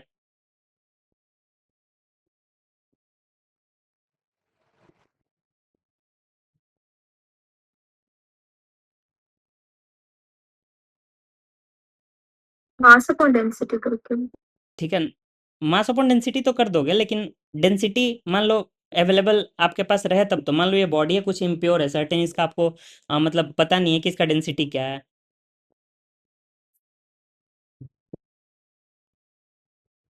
तो पुराने जमाने में वेइंग मशीन भी तो नहीं होती, तो मास निकाल नहीं सकते थे, डेंसिटी का पता नहीं होता था। नहीं, अगर डेंसिटी मान लो पता भी होता था और वेइंग मशीन आ भी गई, मास निकाल भी लिए, तो वॉल्यूम निकालना सबसे बड़ा ये होता था। क्योंकि देखो चीजें मतलब प्योर जब तक है तब तक आप डेंसिटी डिफाइन कर सकते हो, डेंसिटी एक सर्टेन बोल सकते हो कि इतनी डेंसिटी होगी। लेकिन अगर उसमें कुछ मिलावट होगी, आपको मिलावट ही चेक करना है, तो जब तक वॉल्यूम नहीं निकालोगे तो डेंसिटी से वॉल्यूम निकालोगे तो वो तो अलग बात हो गया। फिर वॉल्यूम को आप वेरीफाई कैसे कर पाओगे जब तक आप प्रैक्टिकली नहीं निकालो? Yes sir. तो देखो हमारा फ्लूइड जो ये आर्किमिडीज का प्रिंसिपल है बेसिकली इसी चीज पे बेस्ड था। इसका मतलब इन्वेंशन ही इसीलिए हुआ था कि ये जो इरेगुलर शेप की बॉडीज हैं इनका हम लोग वॉल्यूम निकाल सकें। ठीक है। इसका बाद में हम लोग यूज करने लगे, अपथ्रस्ट वगैरह सब कुछ इसका बाद में डिराइव हो गया धीरे धीरे, जब इस पे आके कैलकुलेशंस हुई। लेकिन मतलब मेजरली वहाँ पे जो मतलब उसको क्लिक किया था चीज़ इसी से किया था कि वॉल्यूम किसी एक इरेगुलर बॉडी का, जैसे उसी को अपना खुद का वॉल्यूम निकालना था, तो उसने पानी में डूबा, मतलब बाथ टब में उतरा, तो उसने देखा कि जितना मेरा बॉडी का वॉल्यूम है उतना ही वॉल्यूम ऑफ वाटर बाहर चला गया। फिर उसने उसका वेट निकाला, उससे रिवर्स कैलकुलेशन करके वॉल्यूम निकाल लिया। इसी चीज को उसने अपना एक प्रिंसिपल दिया जो हमें बोलता है the liquid applies an upthrust on any body submerged inside it, this upthrust is equal to the weight of the liquid displaced by the body. मतलब बॉडी जितना भी लिक्विड डिस्प्लेस करेगा उसके मतलब लिक्विड के वेट के इक्वल हम लोग इससे कैलकुलेट करते हैं, मतलब उसके इक्वल अपथ्रस्ट लगता है, एक सर्टेन फोर्स लगता है। जैसे इस एग्जांपल से आप समझो, जैसे ये बॉडी हमने लिया, इस बॉडी पे नीचे की तरफ कुछ फोर्स लग रहा होगा यहाँ पे, जैसे फ्लूइड का यहाँ भी कुछ प्रेशर होगा इस पॉइंट पे, तो वो प्रेशर इंटू एरिया, यहाँ पे कुछ नीचे की तरफ फोर्स लगा रहा होगा, फिर एक फोर्स अपना ऊपर की तरफ भी लग रहा होगा। ये पानी का फोर्स का हम लोग बात कर रहे हैं, हम लोग अभी mg को कंसीडर नहीं कर रहे हैं, हम लोग बस पानी जो फोर्स लगा रहा है उसको निकाल रहे हैं, ठीक है। तो देखो यहाँ पे नीचे के पॉइंट पे अगर बात करेंगे तो यहाँ पे सर्टेन कुछ प्रेशर P2 आएगा नीचे के पॉइंट पे, और P2 इंटू एरिया करेंगे तो अपना F2 आ जाएगा। तो ये दो फोर्स आया। अगर नेट फोर्स की बात करें तो उसके लिए हम लोग क्या कर सकते हैं, F2 माइनस F1, ठीक है। ऐसा इसलिए करेंगे क्योंकि P2 जो होगा वो ज़्यादा होगा, क्योंकि ज़्यादा डेप्थ पे है ना P2, ठीक है। तो देखो अपना F2 माइनस F1 हमने किया, तो अब इसको प्रेशर के टर्म में जब लिखेंगे ना, P2 into area minus P1 into area, same होगा F2 माइनस F1 के। नेक्स्ट उसके बाद देखो क्या करेंगे, जो अपना ये जो P2 का वैल्यू होगा, P2 अपना क्या होगा, ये तो अपना मान लो P0 है बाहर में, तो P0 प्लस ये अपना H प्लस H, इस बॉडी का हाइट मैंने कैपिटल H माना है और H हाइट नीचे पे बॉडी डूबी हुई है, तो टोटल हाइट अपना H प्लस H हो जाएगा, तो rho g into H plus H, नीचे का यहाँ का प्रेशर हम लोग लिख सकते हैं सेम, ठीक है। यहाँ तक क्लियर है, ठीक है। Yes sir. ठीक है, इसके बाद नेक्स्ट अगर हम लोग P1 की बात करें तो यहाँ पे P0 प्लस रो जी एच नॉर्मली डायरेक्टली लगा देंगे, तो अपना P0 वाला टर्म देखो यहाँ पे प्लस है यहाँ पे माइनस है, तो कैंसिल हो जाएगा। उसके बाद इसको जब ओपन करेंगे तो रो जी H plus rho G capital H वाला टर्म आएगा, तो स्मॉल एच वाला टर्म यहाँ से दोनों कैंसिल हो जाएगा। और फाइनली यहाँ से हमें मिलता है,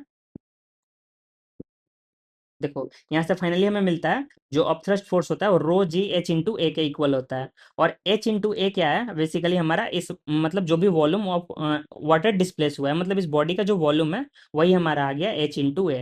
तो ये हमारा एच इसका हाइट है और ए जो है इसका क्रॉस सेक्शनल एरिया है, और वॉल्यूम को हम लोग cross sectional area into height से भी डिफाइन करते हैं।